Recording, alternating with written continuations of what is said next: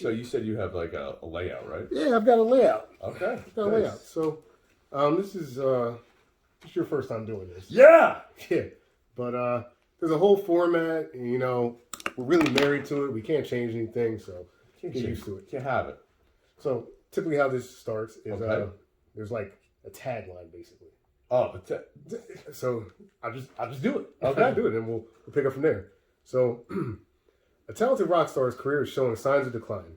He discovers and falls in love with an up-and-coming songstress. As age and alcoholism sets in, damn it, writing sucks.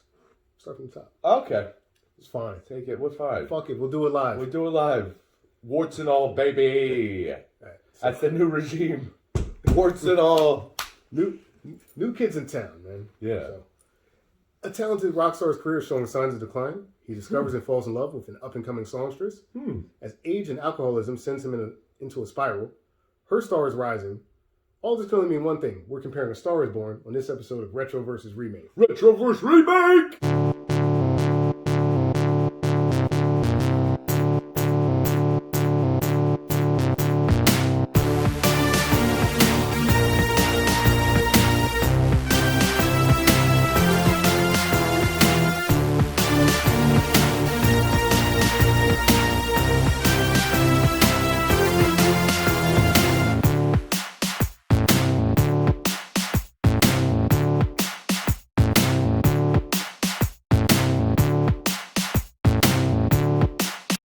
I'm Reggie Parker.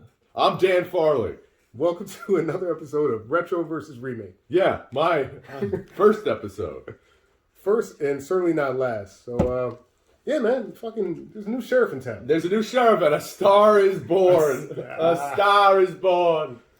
Okay. By the way, there's not a time when I could ever I could see the title of this movie and not think A Star is Burns from The Simpsons. That's great. A Star is Burns. Drink up, Judah Ben-Hur. You truly are the King of Kings. See that? Now, we could definitely do that remake too. Oh, we could. Yeah, that's fine. Ben-Hur. That's coming up. We just watch or Spartacus and just watch all of Spartacus. The show. Yeah, that's a solid show. I never saw it. There's doesn't Xena get naked in that movie? That show? I heard things. That'd be kind of cool. I heard things. I'll check that out. Yeah. I've been interested in that since the 90s. Xena, Warrior Princess. She still got it. I bet. She does. And is she a lesbian? Playing for that team? I think she might be. Probably. She might be. I think she's a gay icon. I think she might be. I mean, either way, she's a gay icon. Yeah. But I think she is. She's that look. But then again, it's just the outfit. I don't want to. Maybe she's acting. Maybe she's acting. It's a different podcast. That's a completely different podcast. Different podcast. Speaking of gay icons, let's get into the cast of all these films. Okay. So, A Star is Born, 1976, stars Barbra Streisand, Chris Christopherson, Gary Busey, Paul Mazursky, fuck if I wrote that right, Joanne Linville, Oliver Clark, and Marta Heflin? Heflin. I think it's Heflin, because I was looking at this last night. Yeah. So. I had to put her in this, because she's a real star. Yeah, she is. In this film. Yes. We'll get to all that shit. This movie was directed by Frank Pearson, screenplay by Frank Pearson, John Gregory Dunne, and Joanne Didion. Then A Star is Born 2018, starring Bradley Cooper, Lady Gaga, Sam Elliott, Rafi Gavron, Andrew Dice Clay, Anthony Ramos, Dave Chappelle, Drina De Niro, and Greg Grunberg. I have no idea who Drina De Niro is. She's De Niro's adopted daughter from one of... Really? Yeah. No idea. No. How did I bet? De Niro's out here adopting. Yeah, adopting motherfuckers. That motherfucker got enough bills to pay. Got mouths to feed. Got mouths to feed. I'd be fucking angry. Raging Bull, huh? Yeah. Oh, God. That's why he's doing those movies. He's adopting people. He was trying to adopt Jodie Foster in that one. And then, That's a great point. I know. That's a great point. He didn't adopt. This film was directed by Bradley Cooper. The Coop was screenplay by Eric Roth, Bradley Cooper, and Will Fetters. These films are based on A Star is Born, which is a story by William Wellman and Robert Carson. Didn't say when the story came out, but I imagine it was around 1937. Yeah, well, even earlier, probably. Yeah. When the first film came out in Technicolor, which is a romantic drama starring Janet Gaynor and Frederick March. And for fun shits and gigs, as we call it, I watched the 58 film with Judy Garland. Judy Garland and our friend, I believe, John Mason? Yeah. Whatever. James Mason. James Mason. Oh, Judy. Judy. You're a star. You're born a star. So, Dan, what was your first experience with either of these films? Well, the first experience I had, I knew of it. Well, then A Star Is Burns. Nice. That was that. I was like, Star Is Burns. The first one I saw. So the first experience I had with this film, I had the AMC Movie Pass, which is for those of you at home that don't know this, if you are a comedian and you don't work that often, and you have a lot of time on your hands during the day, that is $20 a month, and you get 3 movies a week. That's pretty good. And you could any movie, it could be IMAX, could be the Dolby Digital, any of those. And then you get a discount on all. You get to skip all the line, by the way. Like walk right up, like I'm in the club. Yeah, cool. And then if you get a discount on the food and stuff. So I must have saw the trailer for this movie. Okay. I don't know, 47 times. Right. Yeah, because it was in every single movie that I saw on the AMC Movie Pass. Sure. And it was like I don't know how many times I said it, but like I saw it so many times. I always went to the movies with my brother, and we have this game that we play constantly where we start off doing an impression, and then the impression becomes so bastardized that it's not even close to the impression anymore. Like the most famous one we talked about, though it's the most random line in Pulp Fiction, was they're sitting there like, hey, you want some bacon? No, I don't eat pork. Are you Jewish? And then that literally became like, are you Jewish? Like, it's so over the top that it's not even close to the line. And then this one was, I just want to get another look at you. It was literally, I just want to get another look at you. I just want to get, and it became this fucking goblin of this bread. Like, I just want to get another look at you. And so I saw that, I don't know, 37 times. But, and in the preview, you knew it was coming because you just heard the maybe it's time to let the old ways die. And so I saw that and I was like, oh God, this fucking movie again. And then I was like, okay, I'm gonna see this. Of course. I want to see it. It looked pretty good. And then even in the trailer, I was like, the fuck is Dave Chappelle doing in this movie? I still haven't figured that out. I'm like, and then when you watch it too, you're like, why is Dave Chappelle in this movie? It's actually random. It's as random as it gets. And by the way, you could cut all of it out. The movie will work just fine. Just fine. That part. All you had to do is like have him show up like, I'm having a hard time. All right, come in here. And by the way, don't have to worry about paying his SAG dues. Right. Just whatever. But so the first time I saw it, I was like, oh, okay, that was really good. And then I was with a girl. Okay. I broke up with a girl when I saw the movie, and then we got back together, and I took her to the movie theater with the AMC pass, and was like, skipping the line. It was a packed house, and I came in like fucking Henry Hill to the Coca-Cabana, like, like, hey, don't you work? Like, no, well, that's why I'm here. And construction. I'm a union delegate. So we went to so I took her to that, and she loved it, and we got back together, so it's kind of has a sentimental place in my heart. And then everyone was like, oh, did you see the original? Not knowing that there's 4 more. Right, there's 3 other movies. 57 other ones. Yeah, but everyone was like, oh, did you see the one with Chris Christopherson, Barbara Streisand? I was like, no, never saw it.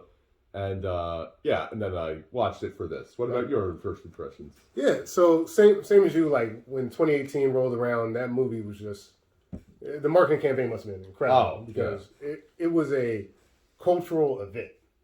Like, straight up to the point where, so I did see it. Funny enough, I don't think I actually saw it in theaters, though. I think I actually watched it like on demand at home. You demanded it? I demanded it. Because, like, I was sitting there going back and forth with my significant other, and I was like, I mean, A Star Is Born, Cooper, Gaga, which I like both of them. I do like. I was like, am I going to the movies for them? No, see, when I had the AMC, that's what opens it up. It's like the Football Hall of Fame having a minimum what they could let in. Yeah. Like, once you have that pass, it's like, I don't pay any more or less. I'm gonna see whatever. Sure. And especially because where we are right now is very close to the movie so theater. close. You can walk. Yeah, and it's like 2:00 on a Tuesday, and my brother's a mailman, so he's off random days like that. Yeah. So we're like, hey, you want to go to the movies? Yeah, let's go to the fucking movies. That's awesome. Yeah. Yeah, I finally caught it on demand, and then like everybody was like, all right, this is cool. And you go out to the bar, and like the Shallow song would come on everywhere. Everyone. That people forget that song was everywhere. Everywhere. I mean, I've seen no less than like 5-pack bars where people just start belting the song because it was on. Yeah, like, we were together on one of them. Yeah. Yeah. It's great. I mean, hell, before COVID, actually, one of the last things we did was we were doing another podcast talking about Star is Born. We did karaoke. Actually, COVID had started, but we didn't know how bad. Oh yeah, we didn't know how bad it was. We didn't know how bad it was. I remember. We thought it was gonna be 2 weeks to stop the spread, and we were like singing, breathing in each other's faces, like COVID. Neither one of us had it, so it all worked out. It all worked out, and then the world shut down. Yeah, that was that was the last day. We were like a week into COVID, and I remember I was home all week. Yeah, whatever, I'll go. We'll go over to the podcast, and we did that, and then we sang all that shit. Yeah, so yeah, I mean that was my experience. Like, it was a good night. It was a really good night. It was a good night before the world went to hell. But yeah, I caught that. Saw it at home, not in theaters, and then I for the podcast, I started watching a bunch of the Star is Born, but like this is my first time outside of the 2018 movie watching any of them. Yes, I think I saw the Judy Garland James Mason one like years ago. Possibly. I'm sure because my mom was like a huge Judy Garland fan, so I watched a lot of her shit in my life. Like that's would also be a good one for this is the Shop Around the Corner and You Got Mail, which is the same movie. Okay. But that like all those movies like and Judy Garland, the 3 people of each generation that should play that role did. Wow. By the way, like really cool. Like Judy Garland, yes. Barbara Streisand, yes. Lady Gaga, yeah. I'm sorry, Gaga. Yeah. Gaga. And then even what's the name? Gaynor, like in the first one. Apparently she was. I don't know. First she was great. I feel like every movie is just King Kong to me. Every movie, 1937, and I watch old movies. But you're right. Like this story works, and you're right. The casting for all these films, which we're going to talk about, but like every person that played the role, like had something to bring to the role. Yes. Like Garland, because that film's more of like about acting, and like old Hollywood and stuff like that. Like her career was basically the male lead's equivalent. Yes. Like she fucked up her career. Yes, correct. Heavy. And but did she? Like I feel like the world fucked her. Yeah, the world really like used her up and spit her. Like the Hollywood industry, the world. What also like the world because like her career started when she was 2. Yes, and then it's like no, you need to lose weight at 7. Yeah, like so here's some black coffee and cigarettes. Let's get this kid a diet of cigarettes. Yeah, and then here take these pills. Yeah, so you're up and ready to dance. You're like what? Like she is in the Wizard of Oz. She must have like been like, what is happening? Right, like what is going on here? I'm not gonna lie to you, man. We may visit that movie at some point, but like, she really, especially for a movie in the 50s, she really pulled it off. It was a very impressive performance. And she didn't live too long. No, she was. I think she was dead in her 40s for sure. Yeah, I think it was in her 40s for sure. In the 40s, I think Liza Minnelli is like double her age. That makes sense. Yeah, that makes sense. Liza Minnelli. But you're right. Like this role, it takes a certain caliber of person. Oh, absolutely. To play this role, and because you actually have to have the talent to do it. Right. Like I don't give a fuck what you say about like J-Lo. She could not play fucking like she like. No, she barely got out Selena. Yeah, she can't sing like that. Like, yeah, she could sing, but not like the way. That it's like, oh, you have to be undeniable. Yeah, but you know what I mean? The other thing too, and like not to throw shade at J-Lo, but you also have to be able to act. Yes, that's correct. So you need to be able to do both. I actually have stuff to say about J-Lo that we'll get to later. Okay. This is not a shit on J-Lo podcast, but yeah, but like when we get to it, like, that's specifically my point. Is what I'm going to bring that up. But yes, And not to bury the lead, everybody. Just don't want to get into it. But yes, you have to have like a specifically caliber of talent to do it. And then also the guy has to be a specific look. Yeah. Not a look, but a guy. The guy is really important to it. And, you know, when we break down the cast, we're certainly going to, like, bring it up. But, like, yeah, the guy needs to be contextually, like, it's important for him to. But he has to be good, but at the same time, like, the other person has to be better. Yes. You know what I mean? They have to, like, oh, okay. Which, by the way, Coop holds his own. Yeah, for a guy who doesn't actually, who's not a musician. Coop holds his own. Apparently. On the other hand. We'll get to all that. Yes. But apparently, like, Willie Nelson's kid was performing once, and Cooper saw him, and they brought him in. So, like, that's kind of how all that came about. And Chris Christopherson, very good friends with Willie Nelson. Interesting. Yes. And I believe this is Cooper's directorial debut. And he knocks it out of the park, man.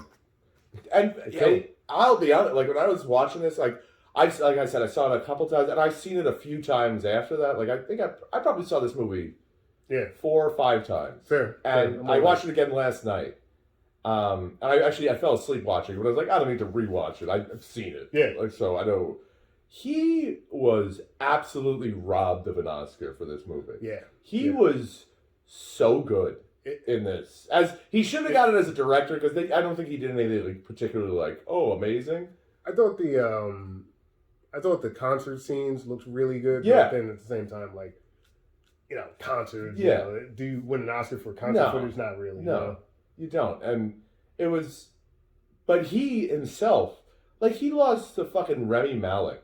Which I don't even want to get into. Was that Bohemian Rhapsody? Yeah. I don't even want to get into how much of a shit piece of garbage that movie is. Yeah, that movie. It's like him just walking around with his teeth out, like that's acting. Like, he doesn't even sing in the movie, bro.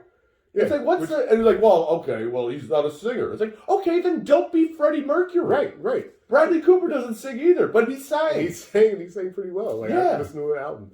No, he was no. There's no Jeremy Renner. No, absolutely not. Well, there's no crooner. Yeah. But he, and just like the whole acting, and just Bohemian Rhapsody is so awful. Yeah. Like, it's just the whole thing. If the movie was literally 20 minutes long and it was just the scene at the end, I would have been like, oh, that was fun. Yeah. The rest of it, I was like, this is stupid. Didn't he do drugs? I'm sorry. Where were they in this movie? Yeah, they not only did they do the Queen film, they didn't like tell the Queen story. No, at all. So it's like they just kind of like whitewashed it, or like, yeah, well, you know, he was an interesting guy. Yeah. I think, and like not even close. By the way. Not even. No, it was terrible. And so there was some robberies, and he was just like robbed of it. I'm like, what? Yeah. How did you? Like, I almost cried. Like, and I'm like, there were a few nominations directly around this film that feel real Robbie like. Like, there's a couple people in this film that we're going to talk about that probably could have gotten Oscar. Yeah. I mean, you're talking about Sam Neill, right? I am. Yeah, but I don't know. I don't know who he lost to. That much. He's not really, like, I don't think he did anything like too amazing except for the greatest backwards driving crying ever.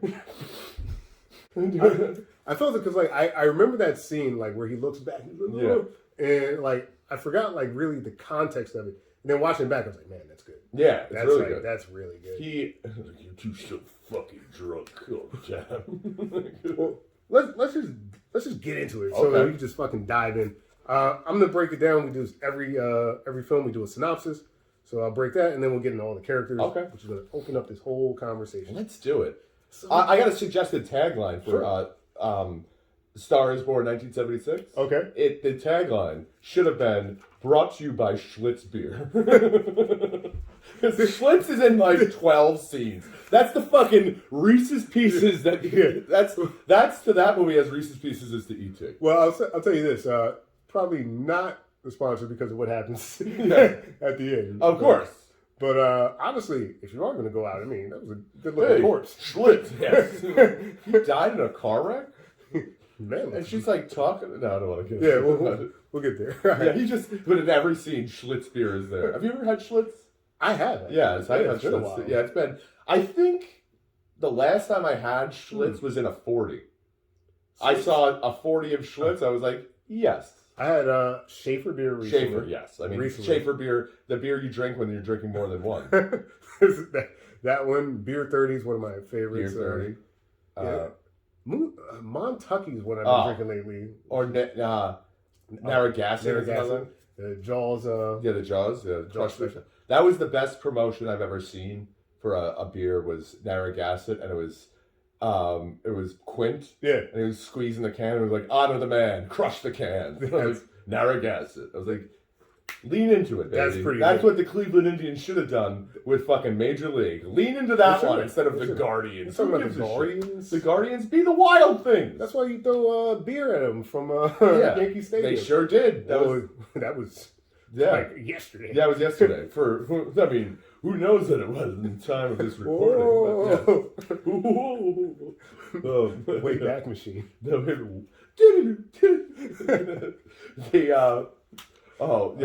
Brought to you by Schaefer Beer. Schlitz beer. Schlitz. So this synopsis brought to you by Schlitz Beer. Yes, Schlitz Beer. Intermission. Did you know the 58 film has an intermission? Does it? Yeah. Like, for no reason. No, but movies did that. Especially movies, which I should have wrote these down, but the runtime on all these films is preposterous. Yeah. Each and every last one of them. It's like 2 hours. The one was 2 hours, 28 minutes. Are we playing now? Yeah, we are. Okay. We're still let me just check. recording. Yeah. Okay. So, Schlitz Beer. Schlitz Beer. Hey, because back then, on the East Coast, they didn't have Coors. Schlitz. You used to have to, like, travel across state lines to get Coors. I remember my uncle used to do that. Across the Mississippi. Mm-hmm. That was literally the plot of Smokey and the Bandit. Nice. You don't need to know. That was literally the plot. That's it. That was the movie. That's awesome. Yes. Yeah. 58 was 2 hours and 55 minutes. Yeah. Wait, 2 hours and 55? 2 hours and 55 in minutes. 1958? In 1958. Yeah, what are they like? Oh, God. Yeah. Yeah, it was... down with communism, but up with movie times. Yeah. Huh? Jesus. Weirdly enough, certainly you could have probably cut an hour out of the movie and been just fine. But, like, funny enough, it kind of worked. Oh, but it was way too long. Like, yeah. But the way Garland really, like, laid into that one... Yeah. It's pretty good. Honestly, a lot of the runtimes in all these films is because they literally do so many music numbers. Yeah. Oh, yeah, yeah. To completion. To completion, yeah. I mean... And they, you know what they should, though? Yeah. They really should. You're right. I think this... Because the movie's about musicians. Like, if you're going to, like, fucking half-ass it, it's like, okay, well, I know what I'm getting into, you know what I mean? Yeah. And, like, the Streisand one... 2 hours and 28. 2:28, and then... What was it? I think it's like 2:19 was the other one. So they keep kind of coming down. Yeah. But, I mean, still a lot. I mean... 2 hours. And honestly, the one that I would want to see is... More of it would be the 2018 version.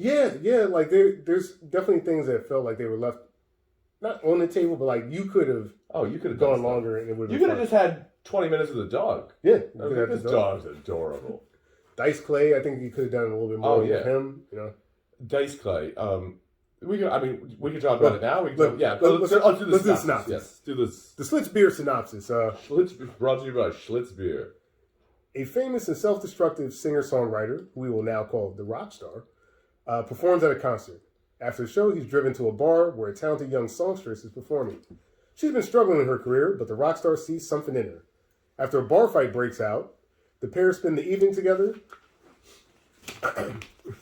And the rock star invites the songstress to perform a show with him. This is her big break, and she nails the performance. A star is born. See what I did there? The two continue a whirlwind romance and even get married. However, the years of drinking and drugs are catching up with the rock star's career. After several embarrassing displays, he's effectively out of the limelight, all while his protege is growing fanfare and awards. At the songstress award ceremony, he drunkenly takes the stage and further embarrassed them both. He realizes his behavior is hurting the one person he loves. In his mind, she's better off without him. And by that logic, the rock star takes his own life in hopes that her career will continue to thrive. Each film ends with the devastated songstress giving a performance in tribute to her lost love. See, I would argue You can argue. I think I know in the Barbra Streisand version, yes, that she gets the big break and A Star Is Born. Mm-hmm. I would argue though that Ali, quote, the Gaga, when she gives that performance at the end, then A Star Is Born. Like in that moment. I see that. So like yeah, you know what? That's really fair given that we'll just talk about those two actresses. Like right now we'll bring in that point. So in the 1976 film, Barbra Streisand plays Esther Hoffman. I want to marry you. Don't you want to? Wait, that was Barbra Streisand? I thought it was Bob Dylan. Go ahead. Oh, no way. That hair is awful. It was really bad. It's just terrible. It's hard to consider her as a hot person. But yeah, then there was some absolutely moments not. I can't, there are some people, I was talking to a buddy of ours before, I can't imagine some people having sex, and she's one of them. Yeah, Streisand is and one of them. I can't imagine, and in that movie you kind of see her have sex. Yeah. You see side tit. I think if... bad side tit. I think she had better hair. Oh, the hair alone. She looks like Bob Dylan. Yeah. Like she looks like the cover of Blonde on Blonde. You got me there. Yeah, man. she does. It's like, are you Bob Dylan? Hey, don't think twice, it's all right. That's fair. Don't think twice. Barbara. Yeah. In 2018, you got Lady Gaga who plays Ali. I don't sing my own songs. Why? I just don't feel comfortable. Yes.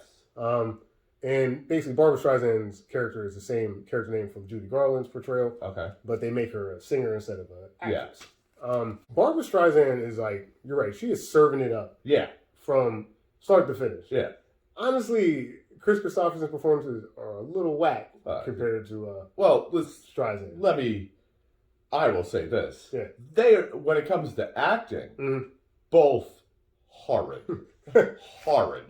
Horrid portrayals. She is. Rough. Those two couldn't have less chemistry if they were in two different movies. She could have had more chemistry if she was in the 2018 Star Is Born. Yeah, their chemistry is really, really awful. bad. Really awful. Bad. It's like, why are they in love? There's no reason. It's because the script said so. Right. Oh, okay. Right.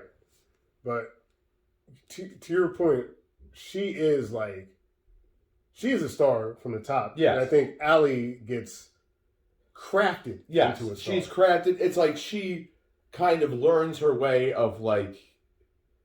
So this is one of my favorite parts of A Star Is Born, the 2018 version. Sure. It brings up a lot of good points in the idea of, and I felt this, and I think this is the kind of like thought that only comes to a person with age, especially in doing what we do. Sure. That you're afraid to do well in something, especially especially the show business. Sure. Not necessarily in the fact that you're afraid of success and like what that might entail, but you're afraid that success won't be all it's cracked up to be. So in but in the beginning, you still, at least you have the dream, even if it doesn't come true. It reminds me, there's this book, Kurt Vonnegut book, it's Breakfast of Champions. Okay. And this one guy, Kilgore Trout, who plays he's a science fiction writer. I'm going somewhere with this. Yeah, no, so he has a parakeet in his basement, and he's like, I'll grant you 3 wishes. And the parakeet like chirps, he's like, oh, okay. Open the cage. And so the parakeet opens the cage. He's like, I'll grant you another wish. And he flies to the window, but he lands on the windowsill, and he's like, okay, what's your 3rd wish? Your 3rd and final wish. And the bird flies back in the cage, and he's like, that's very smart, because now you at least have the wish is to have the dream of freedom. And it's like, yes, because you don't know what's going to happen. You can walk out of there and get killed by a hawk. Right. But at least if you're in the cage, you're secure, because you're in the comfort. That is such a trap that people get into no matter what. And you could see it with Ali, especially in the beginning of the movie, that she's like, I know I could sing, but I don't want, I sing these songs, and her father gives her the out. Right. As great, he's like a supportive father, but he's supporting her in the wrong way in cultivating her. Right. Because he's saying that, hey, you're so good. He has that line, and he's like, not everybody, sometimes the best singers don't make the best pop stars. Like, look at Sinatra. I know guys that can sing him on the day, but he comes in with his look and everything, and that's exactly what she says. Like, she's like, well, everybody I've ever met in the music industry, they don't like my look. Like, my nose is too big. Yeah. And Bradley Cooper, does the opposite of everything that he's been taught about. Like, it doesn't matter what you look like. It matters what you're producing. If you're undeniably good, fuck that. And he's giving her the support and flourishing her like that creative juices, which creates her into the star, like that the Star is Born. And it's such a dangerous and I think that's such a parallel dynamic that is so interesting that they're both positive feedback from, because to do that, it like people think like, oh, it just takes talent. No, it takes immense amount of work and dedication. And Bradley Cooper in that movie is 100% dedicated to what he's doing, but he's miserable because he has nothing else around him. He's even the people in his life that he loves and cares about are entwined into his music career. Like his brother works for him. His dad's dead. He doesn't really have a home. And then he meets Lady Gaga, and then he brings her into his whole life, and that's how he brings her into the. So it's like those people that work-life balance. He doesn't have that. Whereas she does, but in this point, it's all life. And then Bradley Cooper's the point of the life when you find success and you realize, no, you're empty anyway. You have nothing else. All you have is that. And she's the opposite. Her whole life is fulfilled, but she doesn't have the one thing she really wants. So she's going to be okay. She has the tools to do that. But she doesn't know that. So you have like, but meanwhile, Barbara Streisand and the other guys, it's like, you're a bunch of fucking assholes. Like, all of it. Like, there's none of that inner, and I notice it only because we're, performers and things like that. Like I've had that thought so many times and you think that you're not good enough, but you're good enough. We were having this discussion the other day. That's like, like I was talking about this the other day because I'm doing a show, and like, you look at the credits on people, and it's like Comedy Central, HBO Max. You're like, oh man, I wonder if I can like hang with these guys. But then you're like, of course I can. Of course you can. Yeah. I might be able to like, joke some of these people under the table, but like it's the it is that push pull of the closer you get to it, the less it looks like. Yeah, it looks appealing. You're like, how did I?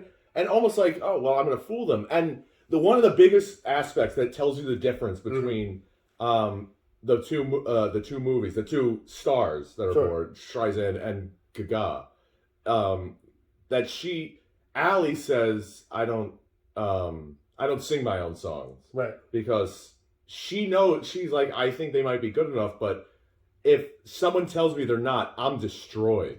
Whereas Barbara Streisand's like, I only sing my own songs. No, I'm too embarrassed. And she's playing the like finger picking for him. Don't look at me. It's like, shut up. Like, you're just being like, you're being like fake modest, whereas you're being real modest. Where she's like, no, because if I play this and he hates it, I fucking suck. And what have I been like dreaming about this whole time? Well, Streisand, to your point about being a star the whole time, it's never, like you mentioned, a point of contention that she's a star. She knows she is, to the point where when they're trying to like groom her and change her look and stuff like that, which happens in a lot of these Stars Born films, she's like, nah, this is my outfit. Like, I don't want to be difficult. I just want to get it right. Like, what do you know? Whereas, like, she does, Lady Gaga doesn't know any of that. Even when she meets Chris Christopherson, and we'll just bring them in now. Chris Christopherson plays John Norman Howard. I love you, Esther. And Bradley Cooper plays Jackson Jack Maine. Hey. What? I just want to take another look at you. Which is actually funny because Mason's character in the first film is Norman Maine. Oh, okay. So Norman Howard and Jackson Maine, so they took the names as reference points. But to your point, like when Barbara Streisand first meets Chris Christopherson, she's not all at him at all. She's in a Miller performance. Yeah. And she's like, hey, buddy. Like he's some random dude. Like, and it's you're also blowing my act. And also, what the fuck is her appeal? Is his appeal at all to her in that entire movie? Like, the first thing she says, she sees of him, he's, quote, drunk. By the way, his drunk and sober are the same exact thing. The same thing. Just one, he stumbles a little more. Yeah. And the first thing she sees is him falling down the stairs. What? And he comes into the fucking bar with a bucket of fried chicken from KFC. Like, I thought, what? Yeah. And then arguing with the waitress is like, oh, what are you going to do with this bottle? I'm going to drink it. Like, that, by the way, that part right there is the best part of that entire movie. The best because it's the I like the motorcycle. no. It's Oh, the you mean reason like- why. No, I mean it's literally like it's the best part because the technical way they did it. You hear the conversation that they're having, but she's actually singing. Right. So, whatever the sound designer did is amazing. It is amazing because that's exactly what it sounds like when you're at any club. It feels like it, right? It feels like you're sitting right at that table and you're listening to her sing, but this motherfucker is talking. Right. And it's perfect. The way they do it is That's perfect. a great point because like anyone that's ever been like heckled or like you're trying to do your act, it's just like Or like I'll be at a comedy club, we'll be talking, or someone else will be talking. We'll be like listening to the guy's act, and someone else will be talking, or whatever. Yeah. Like it's like the same exact thing. Right. It's perfect the way they did it. That's a great point. Like that part is really clean, and it's comical. How many different people come by the table? Specifically, Freddy Krueger. Freddy Krueger rolls up. Yeah. Oh, come on, perform it. By the way, what a fucking dick. Total dick. And all of a sudden, like, Chris Christopherson is, like, compelled by the power of music. That he's sitting there like, no, hey, you're interrupting my act. Well, I'm sorry. Oh, I'm enchanted now. Yeah. Within 3 seconds, enchanted. I know. And, I mean, it's fine. Right? And then Freddy Krueger shows up to haunt his table. Fucking, and then he's like, hey, why don't you get up there and perform? No, thank you. No! What? All the money she spends, she's one of your biggest fans. It's like, this random woman you're saying? I'm sorry. I literally, I just performed. Right. I can't sing. Hey, this is a dive bar where I paid zero cover. Yeah. And I'm getting an herbal tea to fill up with my vodka that I brought in a paper bag. Could I get one of the biggest rock stars in Planet to just go up there? Yeah, get up there, you asshole. Right. And then No band, no fucking... when turned down, immediately fights him. Yes. Yes. And so in the 3 minutes, this guy has been brought into this woman's universe. He has fallen down the stairs drunk with a bucket of KFC. That's pretty funny. He gets into a loud discussion interrupting her act. Yep. And then gets into a bar fight with I guess the owner? I don't know. Freddy Krueger? I don't know who it is. I thought it was just some random by the way, I love the line that right before he gets to the bar, he's like, oh, where do you want me to take you? He's like, how about 10 years ago?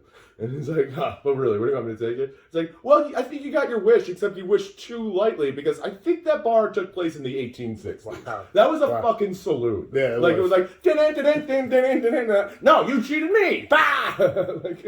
You saw the rafters. It was like I felt like there was a hussy. But like, oh the vapors. She was like 3 acts. Yes. By the way, the most offensive name for a band in the world, the Oreos. That's right. 2 black chicks and fucking Barbra Streisand. What you fuck? I was like, 1976. What I wrote. This is the first 9 minutes of the movie. Yeah, we're not even. We're not even out, please welcome. I just wrote out of the bar. Please welcome the Oreos. Sure, it's the 70s. Why not? Oh man. And I just said Babs legit crushes those 2 black women as far as singing goes. Destroying them, and it's not even close. Anyone that's singing in this movie has no chance. Yeah, despite the fact that she's wearing my mom's sleeping gown. True. That's true. Everything she wears in this movie, horrible. But you're 100% right here in this moment. There's no logical reason why these 2 should now be. There was none. And then the fight breaks out that he didn't start it. He did. Sure. I will not say I will alleviate responsibility from him for this one time. This is the only time that is not his fault. It's the only break in the film. And she everything turns into fucking Roadhouse out of nowhere. And she's like, "Hey, come with me out the back door." Why? You would think at this point, based off of her reaction to him, everything you've seen so far, she'd be like, "Fuck this guy. Yep, I'm leaving. I'm out. This guy sucks. This guy sucks. I'm gone. This movie credits. Yeah, movie over. A star remains in this 1860s saloon." Yeah. But yeah, I mean, but to juxtaposition that, the absolute chemistry that Bradley Cooper and Lady Gaga have the entire film. phenomenal. You I thought buy they were it from minute one. Bradley Cooper was dating someone at the time, and I credit this film for them breaking up. Yeah, like, I do too. They just You're like, you don't look at me the way you looked at her in that movie. Yeah. I was like, you're right, I don't. even like outside of that, when they were performing "Shallow" at like I want to say it was like the Grammys. No, it was at the Oscars. Just that look. I'm Yeah. like, yo, these two. Yeah, these two fuck. These two for sure. Yeah, for sure fuck. Meanwhile, I don't think those Barbara Streisand and Chris Christopherson spoke a word. I got it. And I bet it was difficult to get them both in the same bathtub. yes, exactly. Oh god. Can we please stop with this fucking cliche? The bathtub? The bathtubs are sexy. In 80 candles? Oh, yeah, 80? Yeah, that was, and a Schlitz can. Schlitz light, man. Schlitz light. And then I noticed the parallel of like her putting on the eyebrow, and then Lady Gaga taking the one off. Yeah. Like, it's like, oh, like, hey, I see what you guys are doing here. Like, it's like a mirror thing. Yep. And like, she is like, it's like, oh, I don't want you to look at me. The way, how much I enjoyed the way all of the bullshit that the first the 1976 Star is Born was, and then the realistic portrayal of like the way, like I said, the like her being A Star is Born, the way she becomes the star is so much more interesting, and because it's real. Their chemistry, the way they progressed into what they were, is so much more believable. It's really good. I mean, it's so much more believable that all of that, and then his drunk drug addict behavior, it's like literally way better. It reminds me of like there's a quote by Mark Twain: the difference between the right word and almost the right word is the difference between lightning and a lightning bug. It's like, yeah, okay, Chris Christopherson, you're crazy drunk, oh, wild fucking ass, like, and then Bradley Cooper in that movie. Yeah. Like, most people are like, oh, he's abusive, whatever. No, most drunks, the way he's Sam Neill, right?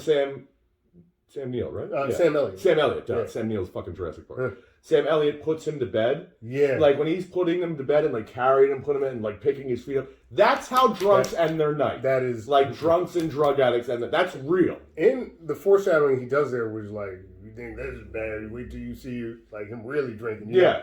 Like Cooper really pulls that off. Oh, kills it. There's a scene, and I guess it's like maybe a little foreshadowing. After the concert scene, he's driving through, I guess, New York, wherever they are. And you see, like, the nooses. And I'm like, wow. The gay nooses? Yeah. The gay nooses? Yeah. The scene, and I credit Bradley Cooper as a director here, where all he does is touch her nose. Yeah. And they, like, slow it down. They shut the way Gaga reacts and stuff like that. That 5 seconds. 5 seconds. Is better than... Let me touch you for... Come on, let me just touch you. Better than anything chemistry-wise that you by get far out of like... Especially with Chris Christopherson. And there is something so fucking weird and creepy about... He doesn't stop touching her hands for like 30 seconds where he's like kissing them and stuff. And then I note every time he touches her... Like I wrote so many times in my notes, it's like, what's with the fucking hands? The hands. You're so handsy. Literally, like, touching her hands. Like, so, it's weird. Oh. I will give Christopherson this. The scene where he is spray painting her name in the house, he's writing it from... backwards. Yeah. It was pretty impressive. That's pretty cool. And he's like, I know this took one take. Yeah. Because that's real spray paint. Yeah. I know how real spray paint glimmers. That's real spray paint. Because at first I was like, oh, well, this guy fucking around. I was like, oh, wow. And it's like when someone does one of those real fast paintings, they turn it upside down, and you're like, holy shit, that's Conan O'Brien. Yeah, it's Tupac. It's Tupac the whole time. There's some guy who does like sand, like he puts sand on and I see that too. And, that's pretty cool. Yeah, that's so cool too. That's a lot cooler than Chris Christopherson. Yeah, a lot. Streisand and this. But he was really drunk on Schlitz. Yeah. But even when Cooper, when he gets drunk after the award show and they put him in the shower and stuff like that. Yeah. Like, it's just, he's good, man. Yeah, and like the award show. Oh, I don't the Christopherson at the award show. It's like you're an asshole, but whatever. Right. Like it's like okay. Sure. Bradley Cooper, it's cringy. It's real. It's like, Oh, that's like my worst nightmare. That's all of my worst Yeah. nightmares coming together in one. Like, oh And god. of course, he's wearing like a tan suit. Oh yeah, I know the tan suit. And it's like, oh, like he's just standing there, and you know that look. I know that look. I've had that look on my face, that like leaning, like you're looking at something, but you're not looking at anything. Yeah. And you're like just drunk, and you can't keep your head straight, and then the piss just goes down his leg. You're like, oh god, That's bad. It's bad. and then and the worst is like you knew it right when he dropped the pick, and he goes to pick it up. You're like, oh no, Yeah. oh he's really fucked up. And like as someone that doesn't like has the stomach for all of this, I'm just like, no, oh god, no. Jeez. Like I know this is not going to be good. And then he like also kills it kind of. Right. Like when he's playing guitar, you're like, oh, this sounds so good. No, How are you gonna fucking it's say? like I know this is not going to be good. Going back to what you were saying about Allie's sort of like her dream and like her almost being afraid to dream. Yes.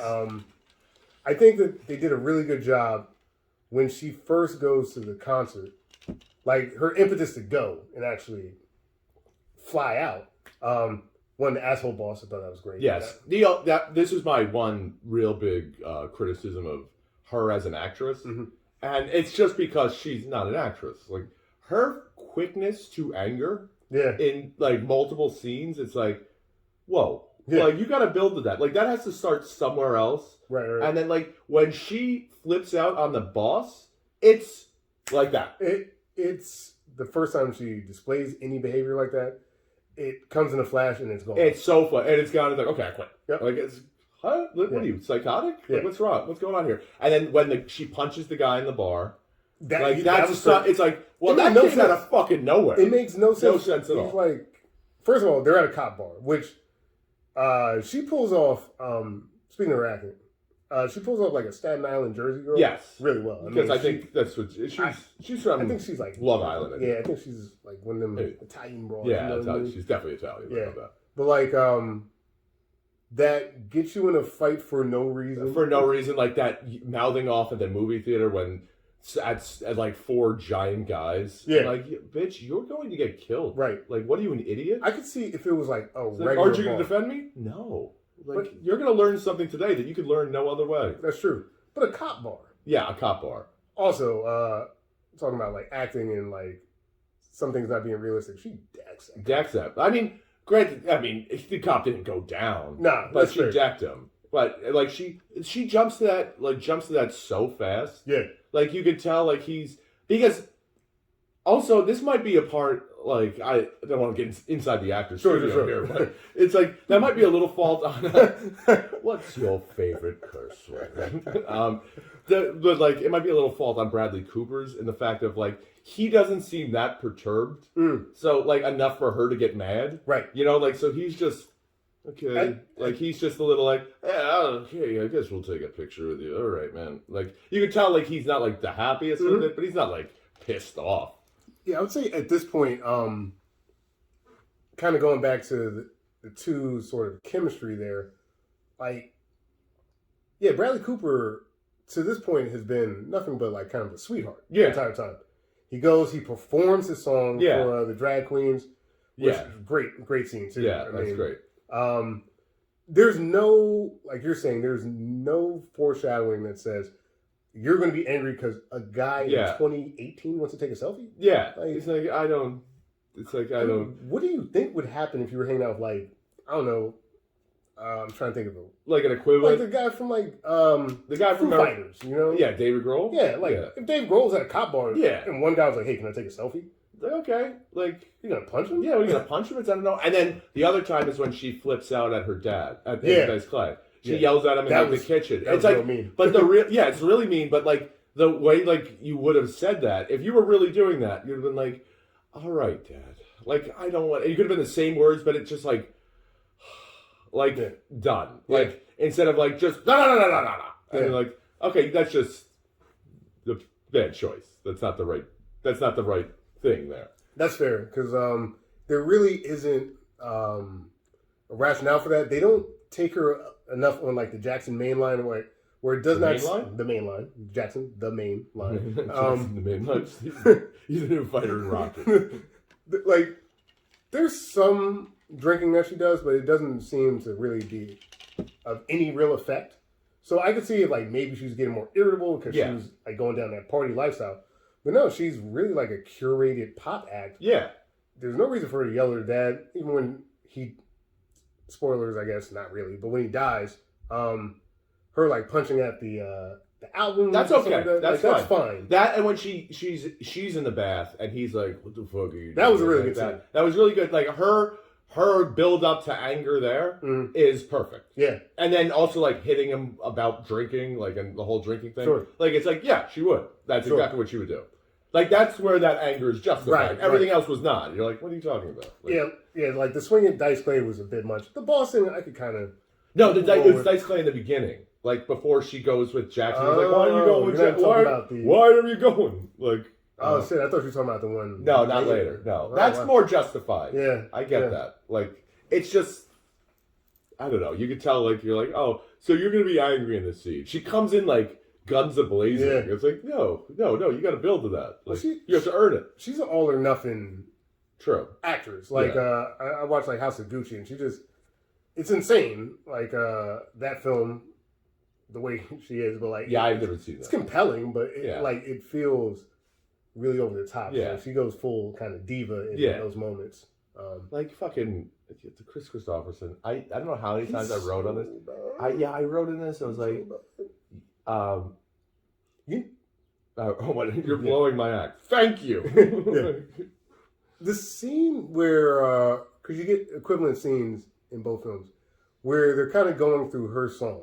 Right? Yeah. And Barbara Streisand is playing it on the piano. And she's like, no, that's too high. Who can sing and that? then he's like, oh, you're playing again. Not even close. Like he doesn't change register. Not even like, what the fuck? And she's like, that's so good. So good. Versus, are you deaf? Versus like in going back to Lady Gaga, because pull back what I was trying. I just want to talk about. We'll come back to this, but don't you think it was amazing that Chris Christopherson lived in an Elks Lodge? Like it would look like a fucking Elks Lodge.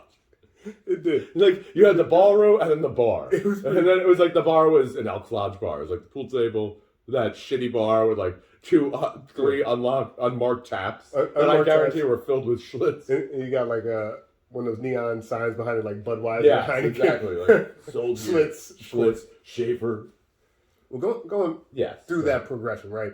Allie meeting him like just basically charming her. At this point, her pants are stolen, but her pants off. He doesn't make a move on her. No, he's really polite in the scene, and the whole thing, like he doesn't. It's sweet. It's a sweet moment. Yeah, he doesn't. I think he kisses her hand.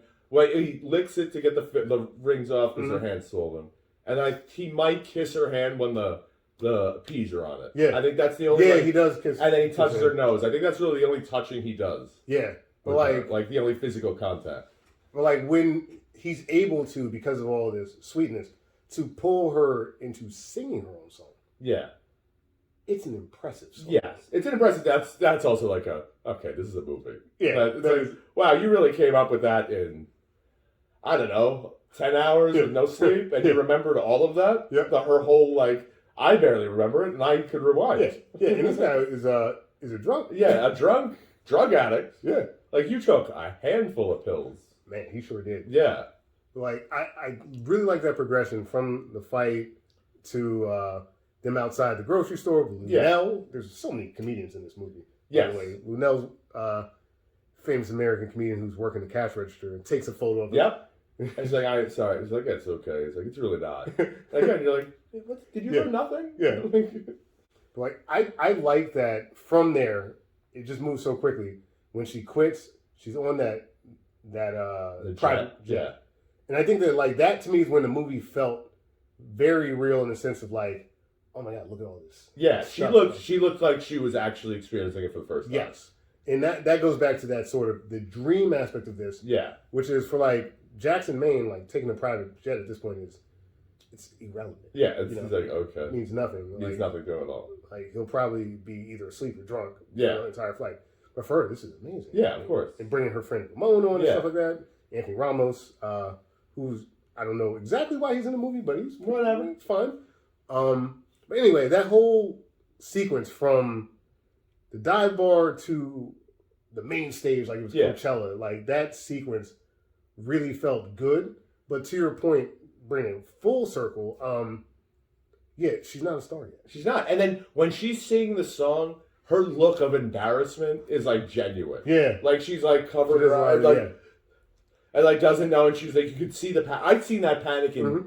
thousands of people's faces, like people doing mics and stuff like that I've never done it before. Sure. And I've done it, like I've had that panic in my face too, Mhm. like my first time going on stage.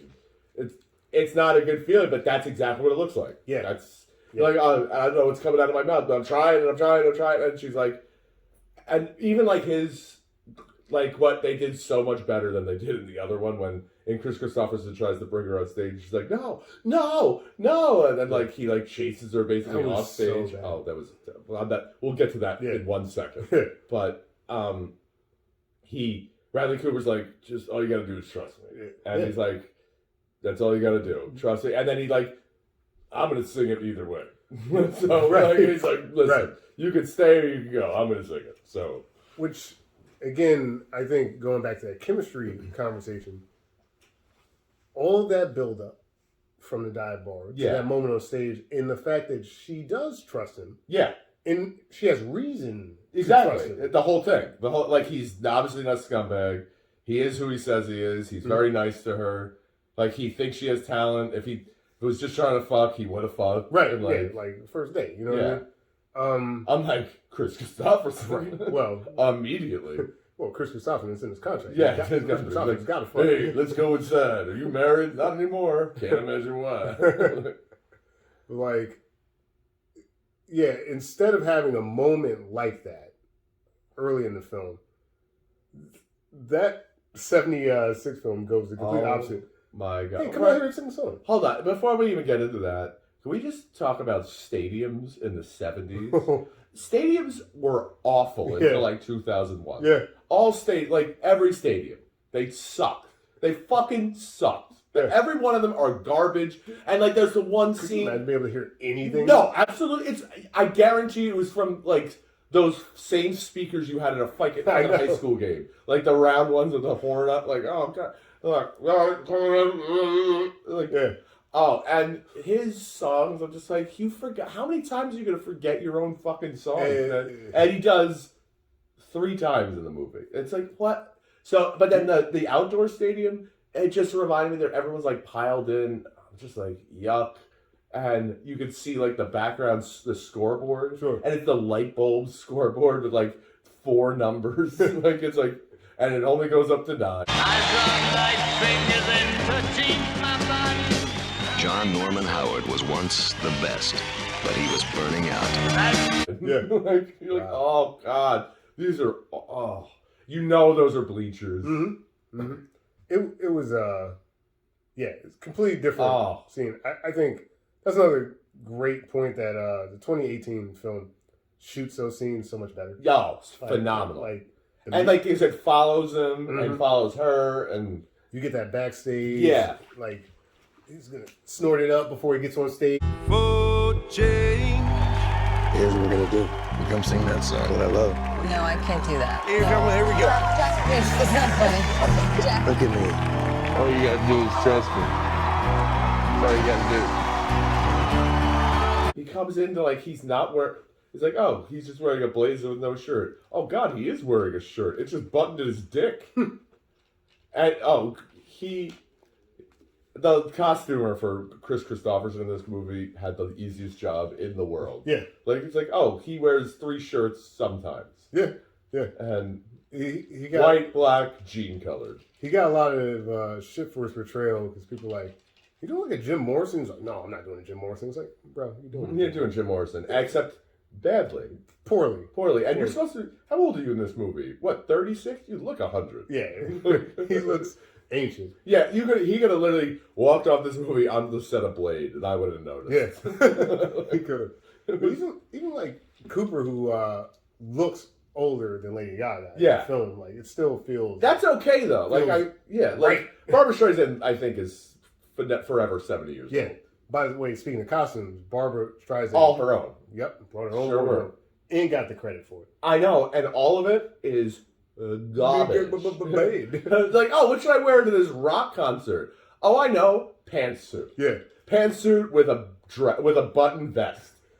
Like, you look like fucking Hillary Clinton. It's ridiculous. That was also one of the big things when she starts taking off, when it comes to even her costume, in the Barbara Streisand version. Like, it shows, like, the crowd that's coming to see her. Yeah.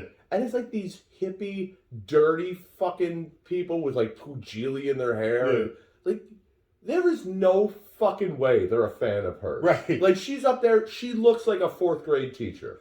Like, she's sitting there like, oh, okay. No fucking way. Shot. There is no way that person is seeing you. Yeah. That day you're like, I could relate to this. No. Yeah, like, it works for the Christopherson character. It does. That makes sense that they would see him. He's got, like, a... He's dressed the same exact way. Yeah. Vibe, you whatever. know? He's wearing leather pants and whatever. But all of it. I'm trying to think, like, throughout the film, because Lady Gaga and Bradley Cooper share a lot of meaningful screen time. Yes.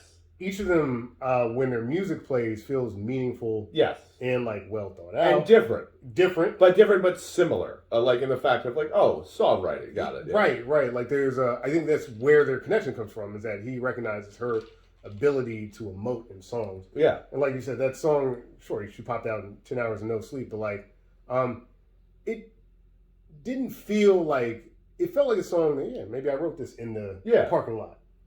Yeah. And with production, like... Yeah, with the production of it, yeah, it's like, because it doesn't, it's almost like 2 different songs. Right. Like, Tell Me Something Boy, and then the shallow part. It's like, it doesn't really, like, go into each other. You're doing it, there's a little bridge force, but it's a phenomenal song. The first part, like, let's just say 76, right? Like, when they did the 58 version, musicals were still a thing. Yes. By 76, musicals, not so much. No. So they made them rock stars so they could do music. This 2018 film does musical shit. It's kind of like, look at her, she's over there. But, like, it's clean and feels integrated, and the music is good. Versus, like, Chris Christopherson saying, I'm going to show you the way it is. Something. It's like, I'd rather watch a Return to Jafar. Yeah, exactly. Like, this is fucking sucks.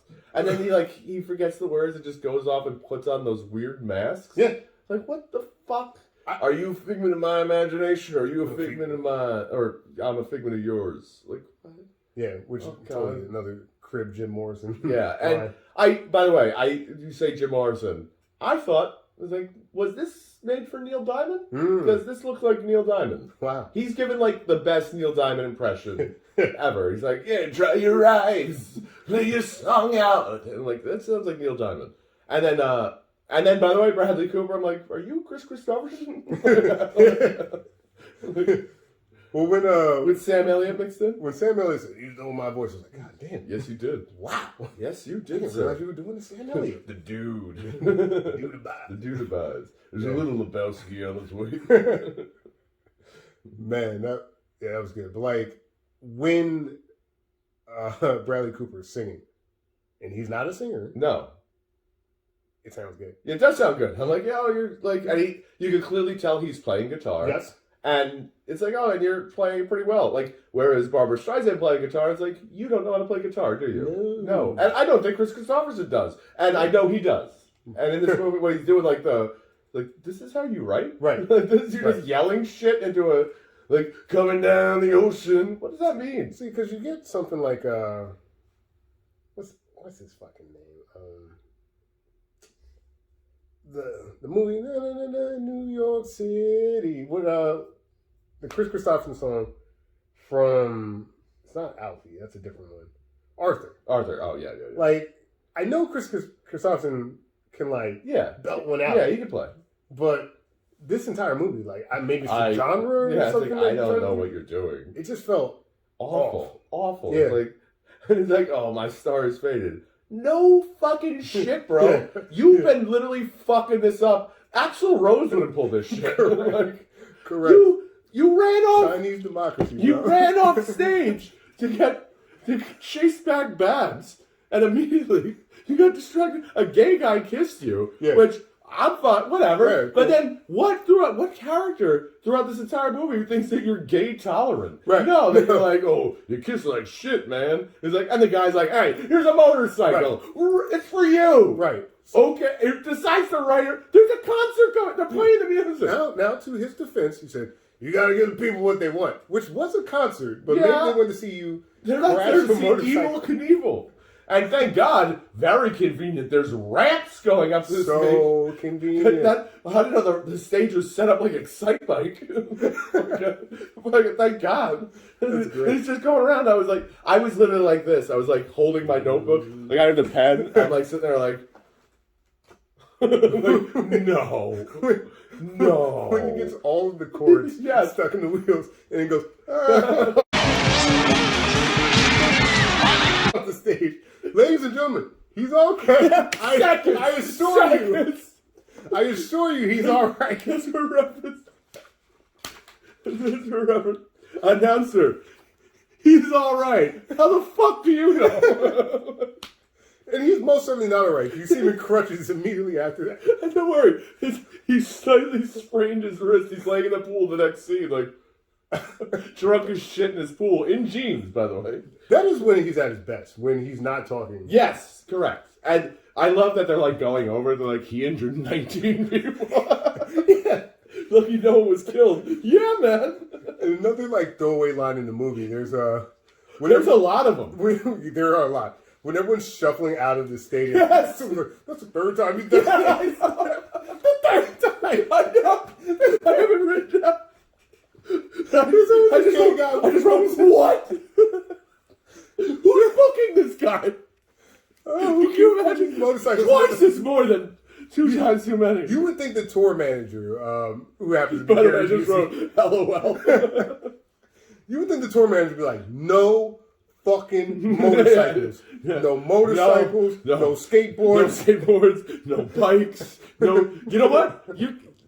You're walking in. Yeah. I'm not even bringing a car. Yeah.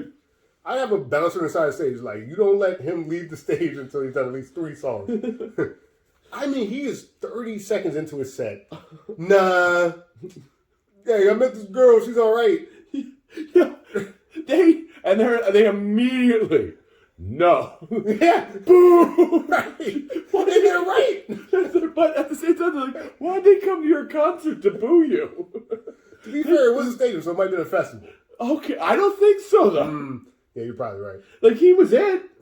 Yeah. That was so crazy. Oh.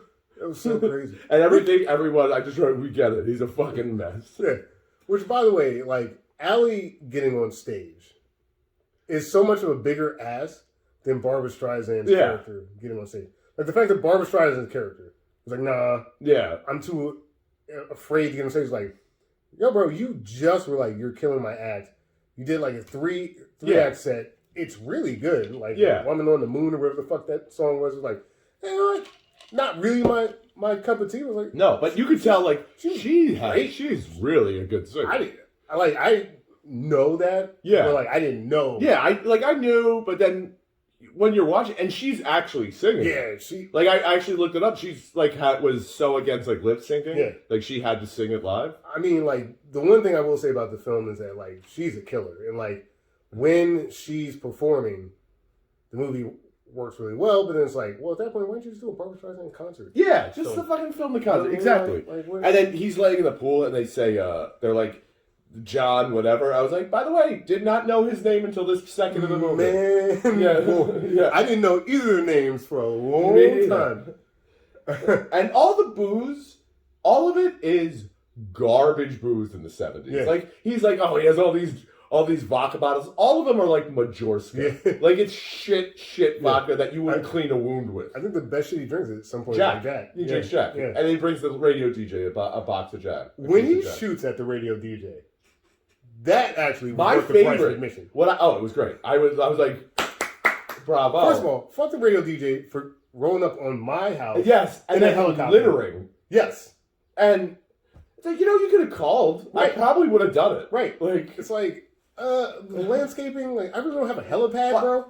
Fun fact, Yeah. that Chris Christopherson actually did that to Johnny Cash. Huh. To get him, it's like, you need to sing this song Sunday morning coming down. Yeah. Rolled up in a helicopter just like that. And Johnny Cash is like, what are you doing? And he's like, okay, I guess I'll read it. And he's like, this is really good. I Yeah. will play it. Okay. But, I just, like, but Jesus, man. yeah. Shooting at him. Shoots at him, goes to the station to apologize. And the radio DJ was being a dick. So I Oh, understand. yes. Oh, this guy, I was like, boy, this guy holds a grudge, huh? Yeah. And- It was also at the awards ceremony. Yeah. Throwing them more shade. Oh, by the way, when the DJ's like, oh, like shit, there is not a chance in the world that DJ would kick him out of the radio station. No, there is no shot. And there is no way his producer would let that happen. No, like, he would be fired immediately. Yes. Like, I don't care how many shots he Doesn't took. matter. He could have been Howard Stern. Be like, nope. Like, an AM morning radio Yeah. disc jockey who's just playing the local hits. Yeah. You know what I mean? Also, I love when they're breaking down his expenses and stuff. They're like, he has $27,000 taken out of the budget just for vodka. I was like, well, considering the vodka he's drinking, I know a bottle of Majorska now costs, for what he was drinking, the same bottle, $8.99. Yeah. So he must have had 32 million bottles of vodka. That's about right. Like, how long is this tour? I thought that was funny. Another throwaway line. Yeah. There's just so many of them. Oh, the best! Oh, when he's shooting at the helicopter, Gary Busey gets on the phone, calls the police. We have a sniper. You're inventing a sniper? Yeah. Just don't call the cops. Right. It's like, you're the I don't know, one they're who- shooting at us. The fuck are you talking about, Gary? Oh, man. And this is pre-accident, Gary. Let's get into Gary Busey and Sam Elliott, I guess. In the 76 film, we've got Gary Busey, who plays Bobby Ritchie. All right, this is me getting up. And in 2018, clearly there's a parallel here, we've got Sam Elliott, who plays Bobby Maine. Sure thing, Jack. Yeah. Who's Jackson's half brother. Yes. Gary Busey, normally I'm a huge Busey fan, like what he does. Especially when he dresses like Howdy Doody in every scene. Hey, you want some Coke? That was great. Why is he so, like, muted in this film? Oh, I Like, don't know. They gave him, like, nothing to do. Oh, you know what I totally, like, I knew it in the back of my mind, but then it shows it. When he's in the room counting the cash from the concert, I'm like, how much fucking money is in that room right there? Like, if I was going to rob something in the 70s, it's going to be a concert. Yeah. Like, that's all, oh my God, how much money that All cash, none of it really accounted for. it's No like one's paying attention. 27,000. Yeah, how much corruption was involved in stadiums back in the day? Now, you were talking about the tour budget, actually, and that does bring me back to another Bobby Ritchie line. Yes. Which is the amount of money he's costing them. Oh. Before he even steps foot on stage. Yes. The government has a lien on him. Yeah. He also still owes another $197,000 in taxes. The 20% or 25% that goes to the manager. How much money does Chris Christopherson's character make? It's said when he moved into There Will Be Blood set. The Okay. set of There Will Be Blood. When he bought that place. He said he had $120,000. Which, granted, in 1976 is a decent amount of money. That's pretty good. That's a decent chunk of money. Like, That's pretty good. but that... I would be... I'm sorry, what? Yeah. Like, and then they have the Rocky montage of them building the house. Like, you're building this from scratch? Like, I was like, oh, I thought they were just messing around with, like, the bulldozers. Like, no, there's another bulldozer. It's a different bulldozer. Wait, he has a cement truck? And he's, like, mixing in the cement himself. I was like, I'm sorry, did you go to architecture school? He went to Christopherson school. That's all. Christopherson school. And then they come out, it's like this El Pueblo house. Fucking, what? That's a stone wall. Like, how'd that get here? That shit was ridiculous. Yeah, oh, that God. Shit was ridiculous. And that loft, if the movie ended with him falling off the loft, I would have died of laughter. I would have. That loft, it's like, oh, that looks so cool, like in a catalog or something. Yeah. And you're like, after 2 days, you would hate that sleeping loft. Correct. I gotta climb down the ladder to take a piss? Are you out of your mind? And it's not raging smaller. alcoholic. Yeah, I'm a raging alcoholic. Like, come on, man. It's like, and like you're not eating anything in bed because you got to carry it up those stairs. And by the way, those sheets staying on the bed. Yeah, forever. never coming off. Never coming off. No matter what kind of stains. Nope, doesn't matter. Like because I'm not carrying them up ever again. I feel like Gary Busey's character. Yes, back to Gary. I'm sorry. Well, no, it's fine. Like these are great asides, by the way. This is actually the entire point of the podcast. Yes. Is us doing this. Gary Busey says he wants basically Chris Christopherson's John Norman Howard to like take it easy. Yeah. And yet he's giving them bumps. And then the next breath was, I don't like this taking it easy kind of what? Yeah. Oh yeah, and my favorite is giving him the Jack Daniels. Yeah. Are you okay? Yeah. He's like chugging the Jack Daniels. Like, bro, you're giving him. You might as well just stick a funnel down his throat. Right. He's like, glug, glug, glug, glug, glug. I think he's holding it for him. I guarantee he is. Here's another one. Like, you don't really even need him to act at that point. Gary Busey just losing with Chris Christopherson. Yeah. I think that's just like found footage at that point. I know. I don't know. I like the whole thing. I just didn't know. Like Gary Busey, like, totally underused. Yeah, completely underused. Completely I thought underused. they like because as soon as I saw him, I was like, "Yo, that's Gary Busey." That's Gary Busey. I was like, and then you're just like, oh. And I love the his manager, who's making 25%. I don't know how many times I wrote this. Well, first of all, like, just what's his appeal? I wrote it in all capitals. And then he is terrible at his job. Yeah, every aspect of being a musician, rock star, whatever you want to call it, he is awful at it. Pretty bad. Yeah, like he's bad at the business side. He's bad at the performing. Yep. He's a terrible songwriter. That's right. He's like all of it. The only thing he could do, he could drink, I guess. And the album was due, what, like 6 months ago? Yeah, 6 months ago, and they still owe it. He still owes them that, and he keeps giving them the same old stuff that they didn't want to begin with. Fucking hilarious. Yeah, that's really good. I would pull that. That's actually pretty good. Yeah, I don't mind that. I'm fine. Like, all right, Chris, you got this one. But like, you're sitting there with Gary Busey. 25%, by the way. 25%. 10 is a lot. 25%. Fucking Sunshine from The Sopranos is robbing him blind. Yeah. That's who Jackie Jr. shot in the card game. Nice. Sunshine. That's his manager. But like the before taxes, I mean, how do you make any money? How is he making any money? And he's like never home. Yeah. How is he losing money? It boggles the mind. It doesn't make sense. That's what I love about like the Jackson Maine character. It's like, yeah, his star was falling because he was like a mess. Right. But it's not like he was ever broke. No, like he was fine. He was fine. Like he never had to work again. Yeah, he did, and he knew it. Like he was okay. And so, but what works in that scenario though is that like with all the same songwriting, I think like Allie kind of put a spark back under him. Yeah, like, he's looked like he used to. So. Those are two big criticisms that I have in this movie is that you have these two excellent plots and like parts of each movie that just kind of never nothing happens with it. It's one with that his money. Like, kind of nothing happens with it. Yeah, it's like it's mentioned, but it doesn't. Yeah, it's mentioned, and it's like, okay, then nothing. He just has money, right? And then she has money, and so whatever. Who gives a shit? Sure. Like whatever. And then Bradley Cooper's hearing in the he has like first he mentions that he has a hearing problem when he's a kid, and now his hearing is getting degenerative so bad, which I also thought was a great aspect. I thought it was except for the fact of.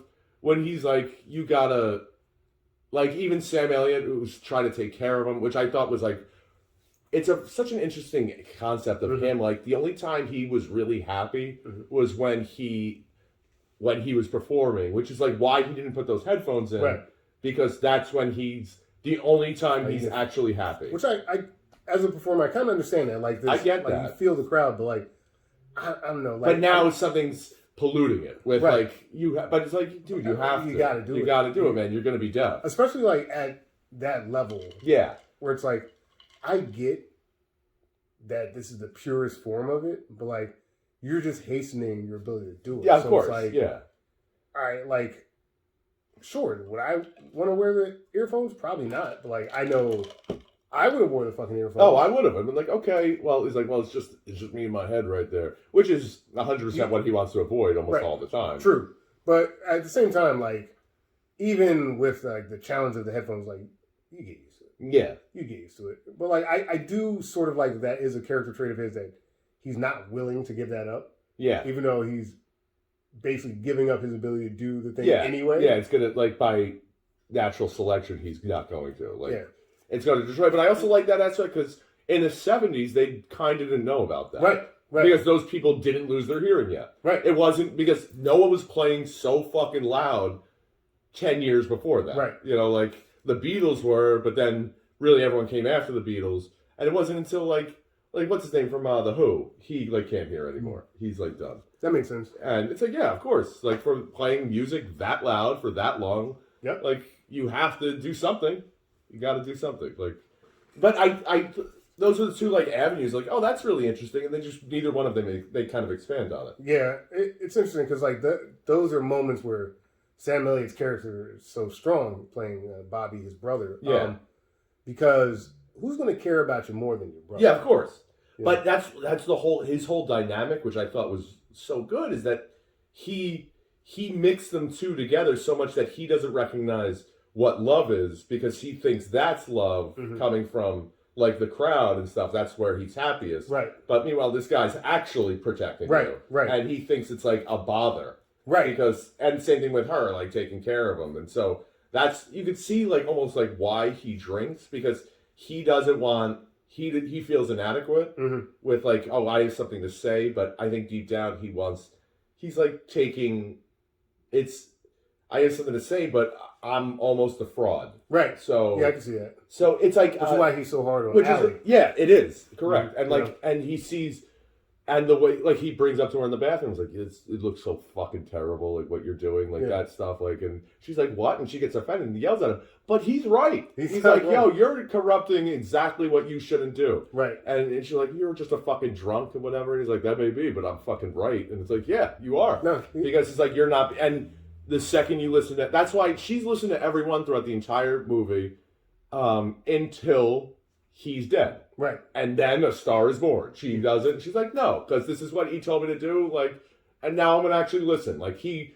went through all of that, and look what it got him. Sure. So now I'm not going to do that. Sure. Because then, like, you know, you look at sort of which all of the Star is Born films, sort of like we mentioned earlier, with their respective actresses, able to pull off these certain times, they also give you a sight into the respective industry that they're doing. So, like, Judy Garland showing the old Hollywood machine. That's kind of 78. I don't really know what the fuck they're saying. It's 78 other than, like, you know, your performers, but, like, skip that one. Yeah. Like, 2018, like... People suck as people. Like, as humans. I think, like, I guess what this is 78, but 76, I think what it's saying ultimately is that, like, this is the new era of Rockstar. Yeah. You know what I mean? That, like, free love. God, by the way, the writers of that movie, I was reading, like, they followed, like, Led Zeppelin and Jethro Tull on tour for, like, 4 months and 5 months to get, like, the Rockstar, the authentic Rockstar. It's like, not even close. What the fuck are you talking? Not Like, that was the most cliche bullshit. I could have wrote something better than that, like, more compelling, without ever going on tour with any of those dudes. For sure. Just, I don't even think they captured that at all. You know what? He should live in an Elks Lodge. I will give them this. Like, some of the changes that, and I actually credit Barbara Streisand for this, some of the changes that they do make are in line with that era. Now that I'm thinking about it, she uses a hyphen for her name. Yeah. Right? She refuses to listen to, like, male kind of authority. Yeah. So, like, she does fit in line with, like, there's a lot of, like, I think Roe v. Wade had just passed at that point. Yeah. Women's Lib, all this shit. So, like, she is... Billie Jean King. So I think she is, like, the, I guess for lack of a better word, the female rock star of that era. Like, what you could be. Yeah. But again, it's not really compelling enough for me to dive too deep into it. No, because she's not a rock star. No, not at any point in the movie. She's just Barbara Streisand. Yeah, she's Barbara Streisand. It's like, funny girl. Yeah. Like, that's... funny. Nice. Yeah. Like, 2018, like, to your point, Cooper is right, because how many of these pop stars have we seen? Yeah. See that, you know, look, you can work with a producer, you can buy a hit, but are you going to have the sustain if you're not producing at that level? It's like her song, I mean, it's fine, it sounds good or whatever. It's like, it's mostly about some guy in his ass, you know? Yeah. Like, what is she actually saying versus what Yeah. she can actually write. So, What did you do that? Yeah. It's like, oh, that stinks. yeah. Like, It's not great. no, it's not great. You know? Like you saw him at Saturday Night Live. It's like, Yeah. like, But I think that film really captures performing in a way that 76 isn't even. well, it's also it's capturing more of. It's almost like that one was focused on the art, not the art, the like the relationship between the 2 Mm-hmm. and how it affected their. But whereas this is like it focuses on the artists themselves and their relationship fueling each other. Yeah. And becoming that, and it's like okay, which I mean works 1,000 times better. Sure. That, but it's also like, hey, you're an artist. This is. It doesn't matter if your hair's orange. Right. Like your hair doesn't have to. You don't have to have red hair. It doesn't matter. There's no reason. Like, oh, get a nose job. Go fuck yourself. You look entirely original and you look great. Like that's. And it was like almost like be happy with who you are instead of like just true love will prevail or some shit. Which is actually kind of in line because, like I mentioned, I watched the '58 version just for background. It's actually what the Norman Maine character, who's kind of like the Bradley Cooper of that film, does. Like they sit her down in the studio to like remake her, change her name, all that stuff, like old Hollywood, and he's like, "What's this goofy shit you got on your face?" It makes her take it off. It's like, you're not doing that. And like, she doesn't, and it still works. Yeah. And I think that element could have come into play in the film. It doesn't necessarily, but like, he might be wrong. He might be an asshole. Excuse me. He might be drunk. He might be an asshole. But he's not wrong. No, he is not. He's not wrong. And also, that's why it hurts so much.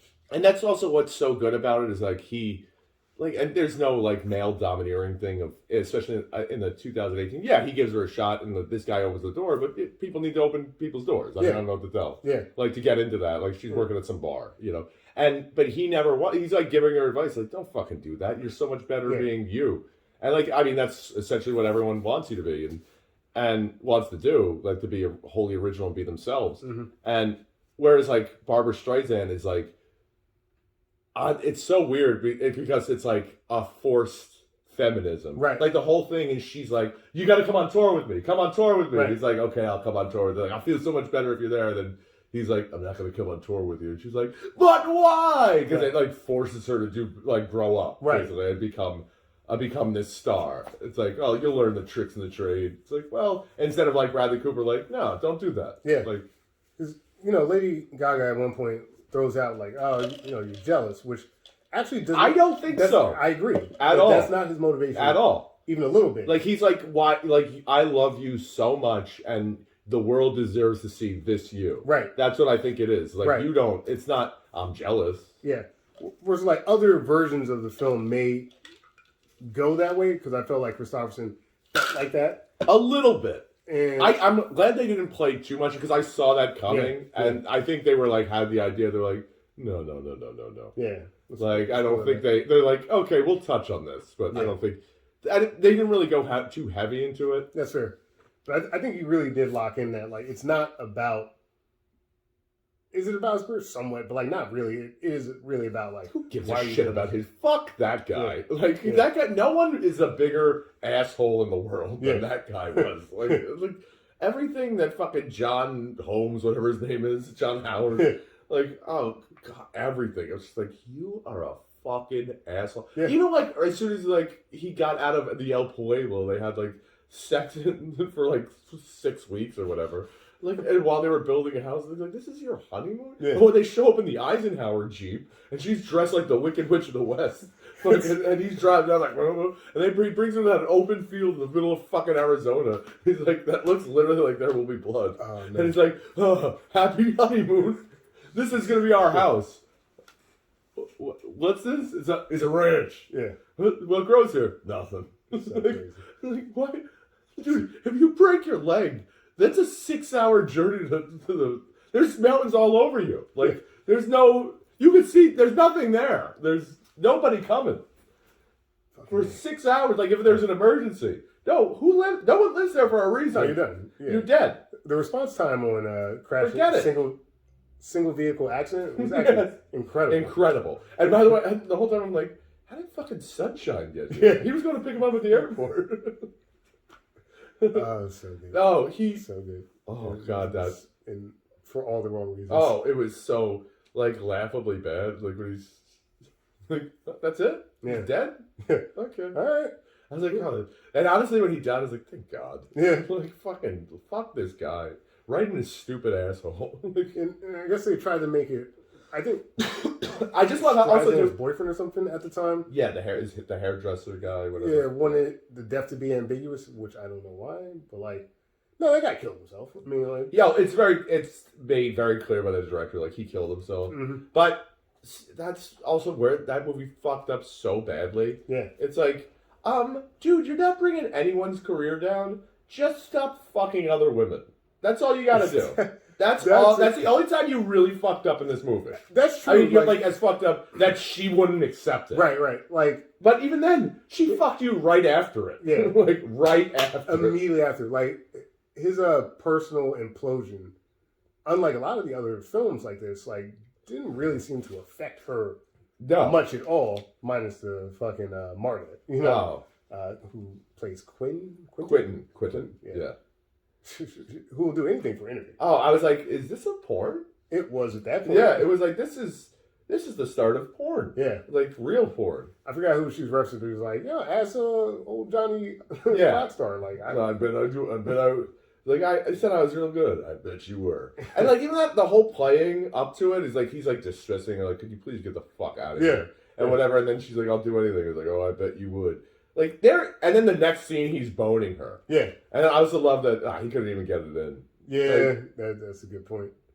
I just love Barbra Streisand coming in with that reaction. I'm just like, oh, then she bring out the recorder, like, okay, let's do this. Okay, so what's your biggest way to write song? That's the real star of the film. Oh, she. Quentin. Quentin. And I just love how every house that Chris Christopherson lives has wild dogs wandering around the front of it that will seem quite vicious. It's very important. Very important. Very important. Why are there dogs here? It's crazy that like that's one of the best supporting actors in the film, and she's on screen for 30 seconds. 30 seconds. If that. And nude for 25 of them. Correct. Versus like someone like Sam Elliott who's able to bring so much depth. Who's not in it that much either. No, but like when he's in it, it's great. He's like, I ain't gonna be your errand boy anymore. Yeah. Ain't gonna be your fucking errand boy. Like you said, him putting him to bed, like that seems really shot. Reversing the car, really well shot. Just like you could tell like how touched and how like saddened he is. He's like, I could have done more. It's like, you know, like in his face, that's all he's thinking is like, I could have done something else. Yep. Because like now he's realizing like, man, like, but what could he do? Nothing. Absolutely nothing. Which is what he mentions to her later. He's like, there's nothing you can do. Yeah, there was something like I was saying with, like, not to turn this around, I'm not made the mirror on me, but you know, like when I quit drinking, that guy, my dad was like, you know, I really wish I could have done. I really wish I'd like intervened something. And I was like, I wouldn't have listened. There was no way I would have listened. I would have told you to go fuck yourself. Like I would have. You weren't going to tell me anything. Correct. I think there's like in life, there's just some lessons that like you just need to learn yourself. Like everyone can tell you anything, but it's like ultimately like unless you wanted to. Like, I'm not going to. Yeah, or anyone. Yeah, anyone. And like I said, that applies for anyone. Yeah, you know? Like me, like I'm not even on the same stratosphere, but it's like I'm constantly late to shit, and it's like I could be on time. Yeah, exactly. It's yeah. I mean, I work it into the budget. Yeah, it hasn't fucked me over yet. Yeah, it's okay. Like, but it's like those things. It's anyone could. Like all those things. Like it seemed out of nowhere that he killed himself. And obviously I'm talking about the 76. Oh yeah, like, that he's like one day he's just driving, drinking the Schlitz. Yeah. Driving down, changing 8 tracks. Yeah. And then puts in Esther's music. Yeah, puts in Esther's music. That doesn't seem that even remotely upset. No. I couldn't imagine dying listening to that fucking music. Oh, and then I like just blow up the car. Meanwhile, like when Bradley Cooper does it, like he's like when he's at the garage and he closes that garage door, you like, oh no. Yeah. It was almost like the like in Pulp Fiction, they closed the door like, oh, this is bad. Yeah. Like, That another scene shot really well, like with the dog outside. oh yeah. And you see him, the body swing. You can kind of. But it's her in the concert, Mhm. and the dichotomy of that with him and like alone and just And then from the concert lights to the like at first it's just him. Dying, but then like you see the emergency vehicle lights. And just just the reflection. Yeah, that you don't even see the lights. You just see them like the so good. them. Oh, it's so good. And then that was one of those things in the theater when it was like you saw like him close the door and was like, oh. Yeah. And then when you saw his body, so you're like, oh, yeah. like everyone just, oh, like I was like, oh god, like oh, I really felt that. Yeah, it's like, a bummer. And even when he was like saying it to his brother, like as a guy who's not emotionally responsive to anything, I'm kind of like, do you know how hard that is to say? Like, it was you, Ben. Like, and I was trying to be like you. Yeah, and like I think he nailed that line. Though. Nailed like you said, as someone who's like that as well. Like I'm not a very emotional guy, at least like outwardly, right?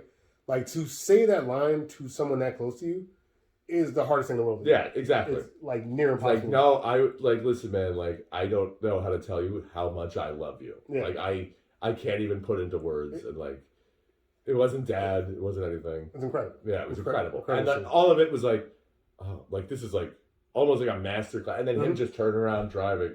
You're like, oh man, yeah. And like I'm choked up watching this fucking tough guy getting choked up. Yeah. I mean, this guy taught Swayze everything he knows. Everything. The double down. the double deuce. Double douche, yeah.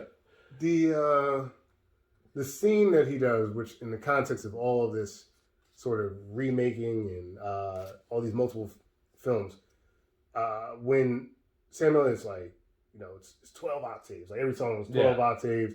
Do it over and over again. It's like it's a story that we've all seen before, and I think that A Star Is Born, the story, the franchise, whatever you want to call it itself, does that really well. This sort of blank slate film is a very familiar story. Yeah. That can work for so many different careers, occupations, times, and like I think that in a lot of ways, 2018 may be one of the most effective. Oh, it was great. Like because it was almost like it's just very believable in the way they do it. Whereas the other one was like, this movie is. Let me tell you, did not care for the 76 version. I was like, this fucking sucks. I was so mad like watching. I was like, fuck you, fuck like all of these dirty people, like just all of them. Oh god. And they were like, oh, I get it. He's a drug addict. Is he? Yeah. Like fucking Bradley Cooper taking off his shoe and bashing the fucking drugs to break them up. It's like that's a drug addict move. That guy has. That's not the first time he's done that. That was pretty good. Him taking the steroids. That was great. You know. Now Cooper pulled that. And it seems, especially in comparison, I almost wish I saw the 76 version first because he, like the one in 76, his death is so unearned. Yeah. So unearned. Like the whole time, he's an asshole. It's like, I think that was one of the last things I wrote, other than her, like, he's the worst. Shut up, we're talking here. But it was, he died the way he lived, like an asshole.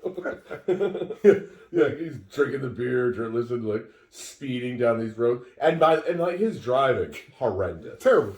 Like pick a lane, bro. Yeah, pick a lane on a 2-lane highway. Yeah, 2-lane highway. Pick a lane. It's one thing if no one's on your side of the highway, you're going down a couple lanes. All right. Sadly enough, that's one of the best shot scenes in the movie. Yes.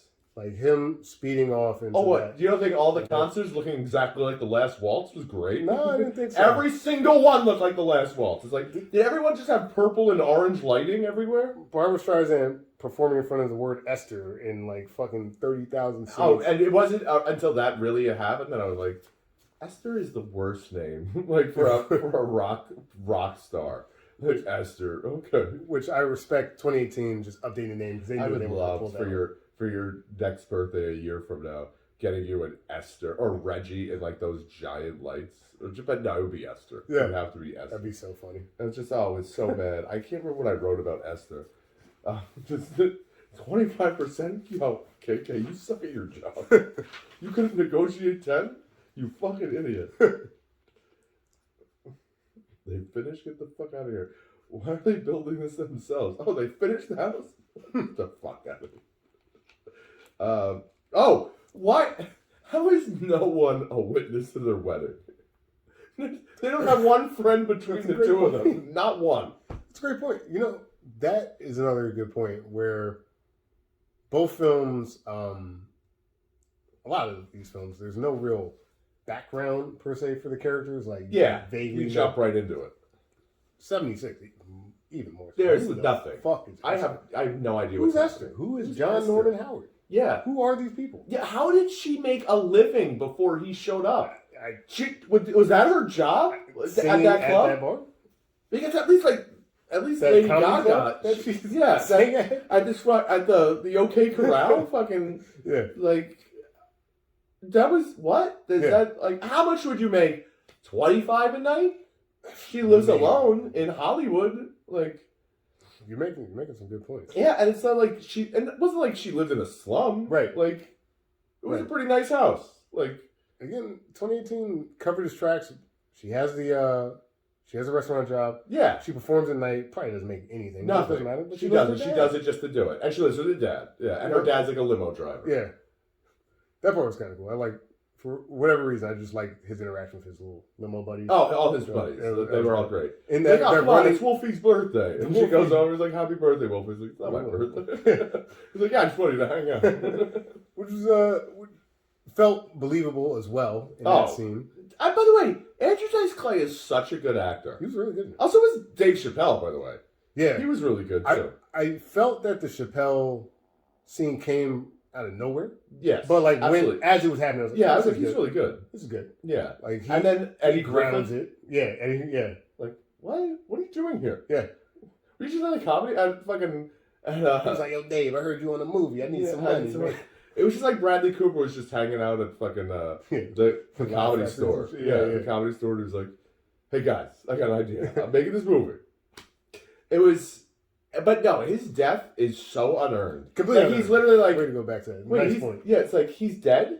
Right. Like, huh? Right. He's literally like, I'm going to go pick him up from the airport and then commit suicide. There was nothing that like built up in his head that he was like, oh, he's just like, I'm no good. Mm-hmm. Apparently you are? Like, I mean, you're not. You're a worthless person. That guy wouldn't have cared if her career... Yeah, that guy doesn't give a shit about her career. Right. Like, that guy doesn't give a shit about his own career. He doesn't give a fuck. Yeah, I think the only thing he would have cared about was, like, running out of money. Yeah. Because then Which- he would have to run out of booze. Yeah, which was a non-starter for him. Yeah, he didn't give a fuck about his crowd. It is unearned. You're right. Like It's completely unearned. Whereas, like, Bradley Cooper, when he's like, I'm not going to go to the show. He's like, oh, come on, it'll be great. I want to sing for you and blah, blah, blah. He's like, yeah, okay, I'll meet you over there. You know. Yeah. Yeah, he's like, I just want to look at you one more time. And you're like, and she does the fucking thing.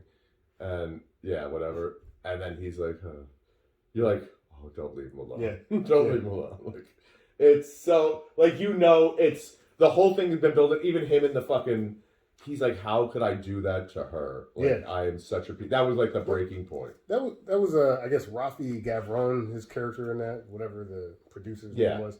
Like that Awful. was like Roz or something. Yeah, he was the agent. I was like, hey guy, go fuck yourself. Yeah. Like, there was no, like, that was also the only criticism, another big criticism of that movie for me, was that's the guy that's going to break your back? Like, that's the straw? That guy? Yeah. I would have fucked him up. I know. Like, I know. First, you're in my house. yeah, you're in my fucking house. That's my fucking wife. Right. Who loves me. Right. I don't know why either. Right. But she does. Right.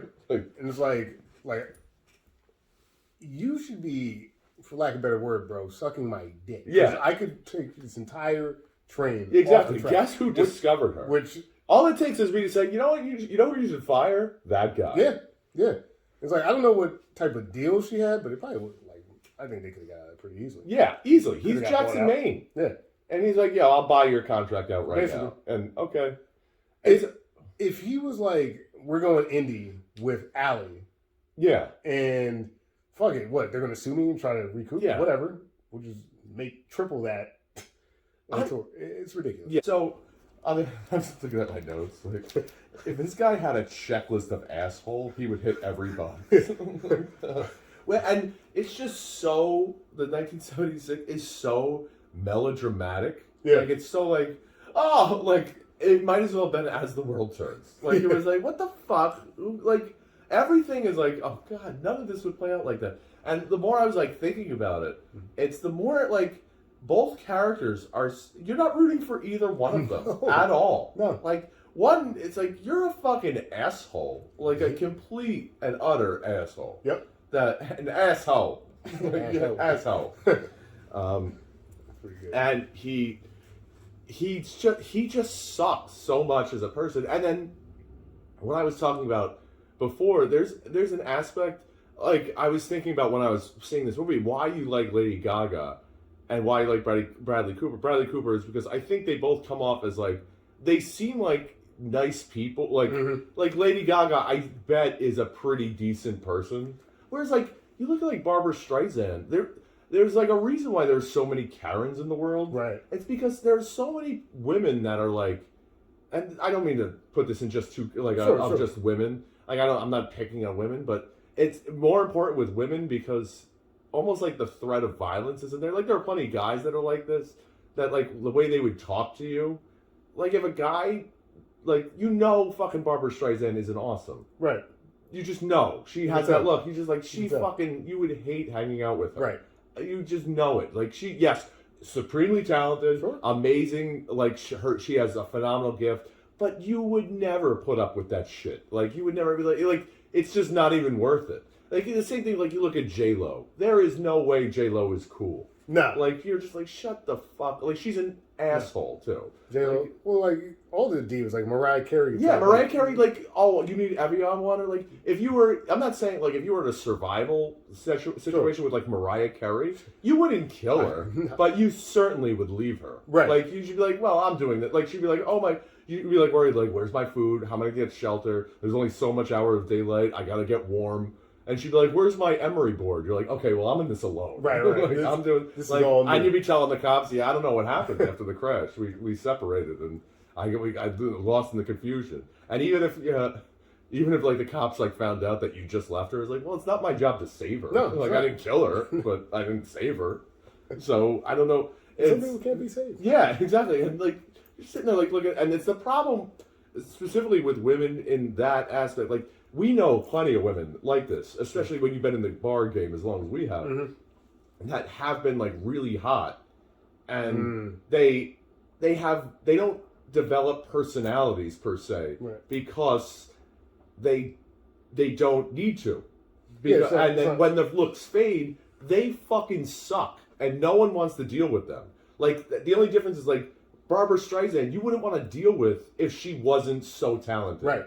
And the director specifically was like, she was amazing. I would never work with her again, and I hated every second of it. But she was amazing when she did her job. And I think that comes across very clearly. And I don't mean to just pick on women, because of guys, like, I don't think, before all of his scandals and stuff, Kevin Spacey gave me like that vibe. Right. You would never deal with that fucking shit. But the difference with guys is, at the end of the day, like you see, you said J-Lo at Hustlers. I bet that's so much closer to her in real life than Made in Manhattan. Made in Manhattan is the acting part. Right. That's like why it's like, this movie sucks, because she's not even close to like that. Right. She's not a kind person. Right. Like, there's no way. Whereas like Kevin Spacey, I bet, is so much closer to his role in Horrible Bosses than he is American Beauty. So much more. Yeah, and like him in like Swimming with Sharks. But the difference is, like, if he was speaking to you the way he speaks to Jason Bateman or the other guy in Swimming with Sharks, you would be like, okay, well, you're not going to do that, because at the end of the day, I'll fucking break every gay bone in your face. Like, I will beat the fuck out of you. But with a woman, you can't really do that. So that's why there are so many like Karens like that. Because you can't just crack him in the face, because you don't know. Like, and even when you're like Lady Gaga, like, it seems so out of character that she's like, because I don't think she plays that. She's not like that. Right. You know what I mean? Like, I don't think she would do that, like just crack a fucking cop in a cop car's face. Yeah, I think they're like that movie playing out that scene the way that they do, where it's like it just happens and they leave. Yeah. It's like you don't really want to see the next No, you don't want to see the next phase step. of that. No. Right? Like somebody at a cop bar. So like it's you versus all the witnesses who are cops. Yeah. And chick or not, like Yeah. you just deck the guy. Yeah. Like You're he going- might hit back. Yeah, and I just, it's like one of those things, it's like, you can't, and I know, I know it's a threat of physical violence, but that's really what's on the table. If that guy's really talking to you like that, Sure. It's like, hey bro, I don't know who you think you're talking to, but Right. it's not me. Right. Like, I will kick the shit out, I will pay it forward all over your fucking face. I can see that. Yeah, like, I'm not gonna, I like laughing, I'm like, you serious, Frank Underwood? Like, or that's just him as like an example. Sure. But anyone, like, with her, like, it's like, shut the fuck up. Like, I'm not gonna deal with this. Like, you entitled bitch. Like, anyone. Like, I don't. I think you're really honing in on just like the likability factor. which- Exactly, and that comes across. Like, it very much comes across in these movies. Like, Yeah. I really would not like you. Yeah. Like, at all. Yeah. I mean, honestly, the only time, to your point, that I'm really enjoying her is when she's singing. Yeah, when she's singing, and it's like, you are a phenomenal singer. She's a great singer. Like, you are a fantastic show, but her performance in the entire movie, like her kissing the corpse, and like you Yeah, can that was tell bad. she doesn't care. Yeah. Like, because get him a blanket. Or did Why I are you kick getting him a Right. blanket? It's his corpse. Which is ridiculous because like here You're a doctor. He already had a blanket on. You took the blanket off. Yeah. Now you're telling someone to get another blanket. It's It's a whole. like, and the whole thing was like, oh, this is weird. And then her like Stop talking staring about- at him. It's like stop staring at him. What are Yeah. you talking about? Like it's a fucking medical professional. It's ridiculous. I know. Yeah, like that scene is handled so much better in any other of the Star Yes. Born films that I've seen so far. They're like him dying, to your point, being unearned, and like her reaction not being great. Like, okay, you wet tissue to wipe the blood off of Yeah. his beard after a car accident. Yeah. Because you care. Like it just fell flat. It's so flat. It's Felt so, flat. and like the whole, and I really think that comes across is that you care about this person because both of them come off as like kind people. You Right. know what I mean? Like, Right. where she doesn't. Like, it's like, yeah, right. Well, Well, I'll say you're an asshole, and an asshole thing happened Yeah. to you, and so okay. I'll say- And her, it's like, well, you're not like you could see it just in that one scene, and she's like, I'm not being a problem. I just want to get it right. It's like, okay, but you're it's like, well, we mapped it out. I guess those were stairs. Yeah, they were stairs. What do you Right. think they were? Like, right. It's like the whole thing is. Right, why don't I just sing up top? Because Yeah. if I come down the stairs, I'm gonna break we my just neck. lit the whole thing based Yeah. on you moving. Right. Like, so, oh god. And if you've ever done a tech rehearsal, Yeah. that's annoying. It's so annoying. Yeah, it's It's a good point. Like, there's no. she's not a redeeming character, Yeah. so you don't root for her the whole time. And plus, like from the beginning, she learns really nothing. No. She doesn't. Like whereas Lady Gaga, there's a whole arc. Right. Hers, there's not really an arc. There's To either one of them. to either one. Like, it's like it starts where it starts, It ends where it ends. and that's it. It's like why they fall in love because it was in a script. Yep. 1 second. Just Yeah, Make okay. sure that's. Yeah, looks good. All right. I get nervous about that shit. But, No worries. yeah, I mean, like, there was a lot of goodwill built up throughout the 2018 film. Yes. That, it's better written. It's better written, better Better directed. directed. The cinematography looks better. Now, here's the only aspect that I wanted to get your opinion. Yeah. Just singing, performing. Who would Barbara Streisand or Lady Gaga? Well, here's the thing. The problem is, and I'll give Barbara Streisand this, first of all, Lady Gaga now has, at this point, like a 40-year Yes. head start. Yeah. Like, she's got She can all stand of music that was invented on the shoulders of giants. before yes. Barbara Streisand. and and- after. And Barbara Streisand. Correct. Barbara Streisand and 40 years later. Yeah. So, like when you're looking at Lady Gaga's early career, like we were at the bar, people were singing Just Dance. Yeah. It was like, wow, like, someone who didn't even have an iPod Yeah. was just singing Lady Gaga. Her camp is in the style of a Streisand type Yeah. person when her career first started. Yeah.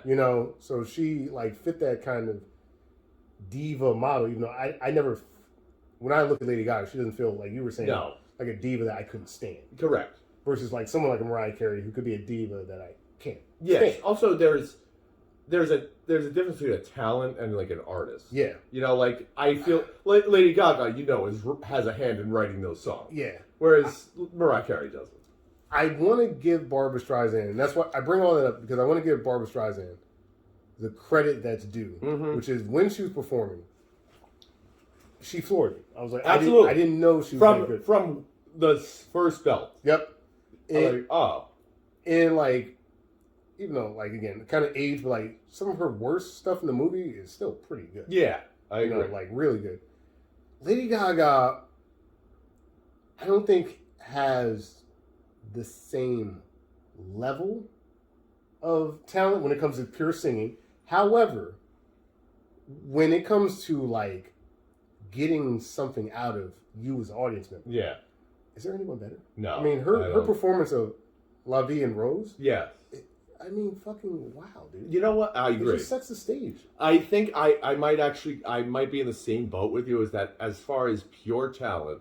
I think Streisand might have it. I think she's more. But I think the songs in 2018 is so good. It's phenomenally better. All of them.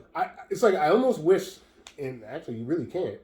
It's like I almost wish the songwriting was that, quote, again, better because it's 76. Yeah. So I gotta give them that, right?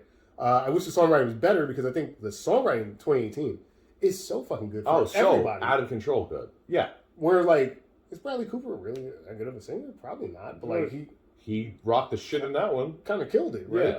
So I think that 2018 has the better songs. Yes. Yeah. Yeah. I was about to say performances, but the answer is songs. Yeah. But clearly, every time they do this film, at least in the modern era, as it were, they get it right. Yeah. Because Evergreen or whatever from 1976, Academy Award. Yep. Barbra Streisand. Yep. Academy Award. Yep. You know, the Lady Gaga song, Academy Award. She did not get an Academy Award, which okay. I think the Cooper one is more of a that's more of a snub. But see, because it was almost like given to her because it's like, listen, you won an Oscar. Yeah, but she just got it for the song. Yeah, but at the same time, it's like you got an Oscar. Right. You know, so like you are an Oscar. Yeah, you're an Oscar-winning whatever. Right. There's not many musicians have an Oscar. You know what I mean? Like I'll put it this way: like let's start here. The last song, right? Like once all the movies out of the way and we're doing the tribute performance. Oh yes, let's talk about that. I think Streisand performance is better. Oh, really? I so. will disagree. I think so. Hands down, disagree. Okay. Not even close, by the way, because all of a sudden goes into an electric boogie. Well, I know. Like, it go fuck yourself. And by the way, the song she's singing she's about to come. She's like talking like arousing. She's mentioning arousing a lot in the song. Yes, tonally it's not. And I'm like, it's not great. It's off-putting, but it's like this is more like creepy bass. Yeah. Like, well, I at this point have stricken Chris Christopherson from the record in my head. So it was like, I wish I could. Like at that point, I just looked at it.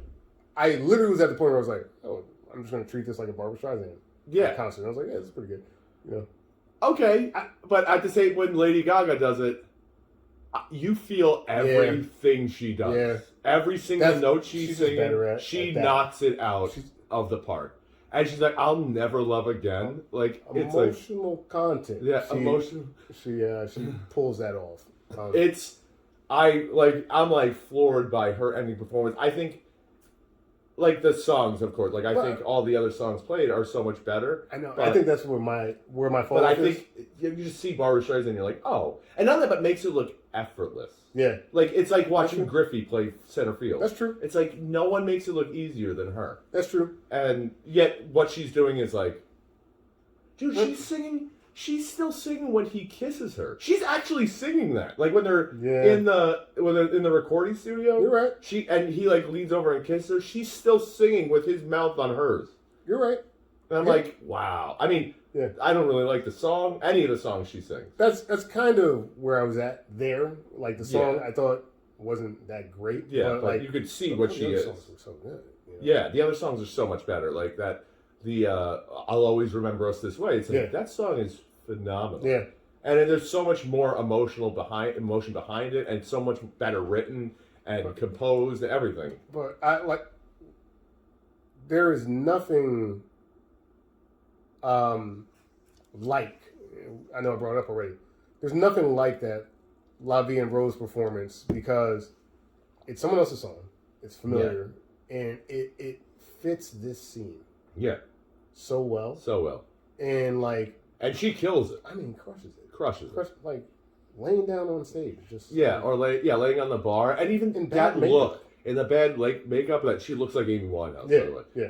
And then she does the turn and sees him. It's like, and he sees her, and you're like, oh, like even just from that right there, you're like, right this there is better. Good. Yeah, like this is better. That slow turn of the head towards him, and she sees him. As it's like, and it's like, oh, my life is different now. Yeah, and his life is like, oh, my life is different. Yeah, like again, you know why these two are into each other. Yes, and he didn't randomly just punch Jason Voorhees in the face after that scene.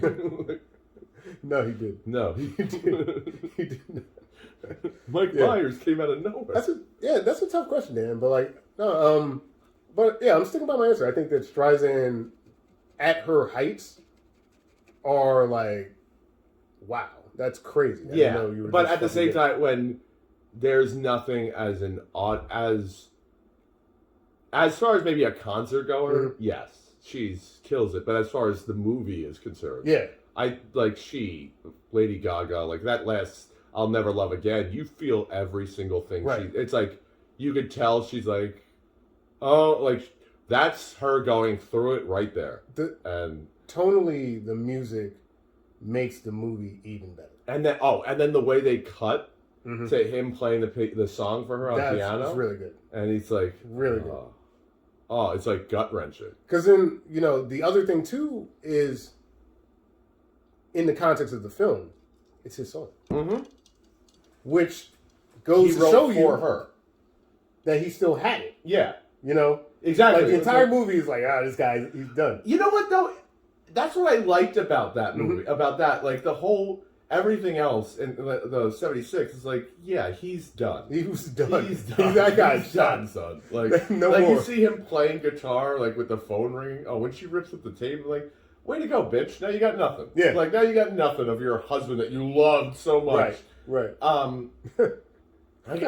There's been dead people that I have, like, saved voicemails. And then, like, I remember even just the porn star Shyla Styles left me a voicemail. I had that saved forever. Yeah. And then I got a new phone or whatever, and then it got erased. But that was, like, forever. And that was great. I was kind of like, oh, well, that's gone. Yeah. Like, whatever. But with her, it's like, no, man, like, no, you would keep that. Like, you would keep that. You would keep that. You wouldn't just randomly rip it up. Even, like, if you were pissed at him, whatever. Mm-hmm. No. Like, it's one thing her smashing a poster. Okay, you get that reframed. Whatever. You just, reframe it. Yeah, whatever. And who knows, that could have just... that could have been anything. But it could have been her poster. Yeah, it could have been her poster. We didn't really get a good look at it. I don't know what it was. Didn't matter. But he... Like, and that, like... Yeah, he never... As far as, like, talent goes, or anything like songwriting ability, it wasn't like you ever really got the impression he didn't have it. Right. Like, you just... He was a mess. The Roy Orbison tribute shows you that, because, sure, he was fucked up. He was fucked up, and he nailed it. He nails it. Like, and put a little English on it? Yep. It was like, wow. Did you see his fingers moving? Oh, that was... Yeah. I was so unfortunate when I was watching her finger pick, like, Babs' finger pick. It's like, you don't know what you're doing, do you? It was bad. Like, you really don't. Like, oh. And him playing... And I didn't play guitar minimally. Yeah, same. Yeah. That's one of those hand scenes, too, where he's, like, looking at her hands for calluses and was like... Arr. Yeah, that was... I have no idea what he said, by the way. We got to build those together. Yeah, You're like... Maybe that was part of the problem, too. I didn't know what the fuck was Christopher saying at any given moment. Yeah, and he's just doing his Neil Diamond. Dry your eyes! Play your song. So I have a theory. Okay. This is my theory. Sure. That The Star is Born in 2018, not a remake. Mm-hmm. I think it's a sequel. I think Jackson Maine is Chris Christopherson's son. He grew up on that fucking farm in Wow. Arizona Wow. that nothing grew on. He said it was a pecan farm, but whatever. And Chris Christopherson is buried there, got washed away. Yes. Did she have kids? No. But did she? Did he have kids with another wife? Well, yeah, because if Bobby's a half brother, Yeah. and we don't know if Barbara, because they did bang a lot in that They Playboy. fucked a lot in that El Pueblo. But then he never met. Well, Well, I mean, it would have came up, but did it? Like, he could have, like, Right, ooh, right. that's what I'm saying. I think he's from Arizona. They were in Arizona. Right. He, like, this is my and theory. he wouldn't have to be Barbara Streisand's kid. Yeah, no. He could have, like, lived on some pecan. Yeah. Quinn's kid. Yeah, but then, I mean, maybe he's 13 when he died, so I like that. 1976. Yeah, I like that theory. Yeah, maybe the timeline doesn't work out precisely, but that's just my theory. Whatever. Yes. That's fun. Yeah, exactly. But he It's a lot more fun than anything else. Yeah, happening in this shit. exactly. Oh, like, please tell me this is like fucking. This is like watching Attack of the Clones. This is fucking awful. Yeah. This is. Why are you two together? Why? What's the appeal for either of you? That's so funny. You know, that's great, man. It's like granted, it's like yes, Lady Gaga. If you put Lady Gaga and they had just as much chemistry as Chris Christopherson and Babs, as Whistler and Babs, you would be like, you'd say, okay, at least like Lady Gaga would be like, yeah, you could definitely see those. Like, yeah, at least he really wants. You can see he wants to fuck her. Like, Right. Babs, you're like, I don't know. Like, I just put it down the sign of the times. Like, yeah, I guess. But then, like, I've seen films from all types of eras. Like, Yeah, exactly. And like, I don't with her Horseshack hair. And It's like, when did like Dirty Dancing come out? Like 60s? oh no, that was the 80s. Yeah. Never mind. Like, Yeah. but it was supposed to take place in the late 50s. I think. That's what was throwing me off. Yeah. But, like, you look at someone like Jennifer Grey, like, she's fine. Okay. Yeah, I would. Yeah. Absolutely. Makes sense. And by the way, hotter with the terrible nose. Yeah. I love She her was. fucking nose. Yeah, she was. I love her fucking. But, like, nose. someone with, like, hair that was kind of like weird like with the that. red nose, and somehow it worked. I'm Yeah. like, okay. Yeah, Streisand, I was a little confused. Yeah, Streisand, I'm like, someone did this. Like, you specifically styled it this way. And then, what are you wearing? And throughout there's also there's so many notes that I have. It's like, what are you wearing? Yeah. Like, when she's having the photo, she's like, oh, what do you think of this? I was like, do you want to know? Yeah. Do you want an opinion? Because I'll give it to you. You're not going to like it, but I'll give it to you. It's horrid. All of it. Like, I'm sorry, were you dressing in the dark? From her private collection. Yeah, from a private collection. What the fuck are you wearing? And then Yeah. you see, like, her wearing these elaborate things. I couldn't even say gowns. It's like, and then you're playing to these dirty hippies? Like, there's no way that this is happening. It didn't make a lot of sense. It doesn't make any sense. It didn't make a lot of It's so clear that she's, like, wearing the pantsuit was like, what? Like, sense. That was part of her thing, man. no! That was- No, she looks like she's about to give a presentation on how we can market coffee better. It's so bad. You're not wrong. You're It's wrong. not. It's like, well, all of it. Look, that movie is But fucking with, garbage. With all that being said, Christopherson is much worse. Oh, he's so much worse. He's much worse. For those of you at home, don't even watch the old 76 one. You know what's funny about like the format? Usually, what ends up happening is we get to this point, right? Like, Yeah. 'cause we talked about the music, the ending, like you guys got all that shit. But like, this is usually the part in the podcast where we say, "Hey Dan, like, should the remake exist?" No. Oh, yes. Yes. Yeah. The original should not. And I'm not know of the original, but you know, the third incarnation of this movie Yeah. should not exist. Yeah, no. It's so bad. It has to be one of the weakest of the bunch. It has to be. It has to be the weakest. I bet, like, people. I bet 37 people is better. I bet it is. Like, even if King Kong shows up in 37, it's got to be better. Mm-hmm. But they have, like, the whole thing is ridiculous. It's like, and I know there are people out there that are, like, older from a certain generation who are like, oh, no, it was great. No, it is not. Yeah. You need to get your head checked. Yeah. You may not have nostalgia for that movie. The only reason why you have nostalgia is because you saw it when you were young and you miss being young. That's Yeah. all you do. Yeah. That's it. It has nothing to do. Like,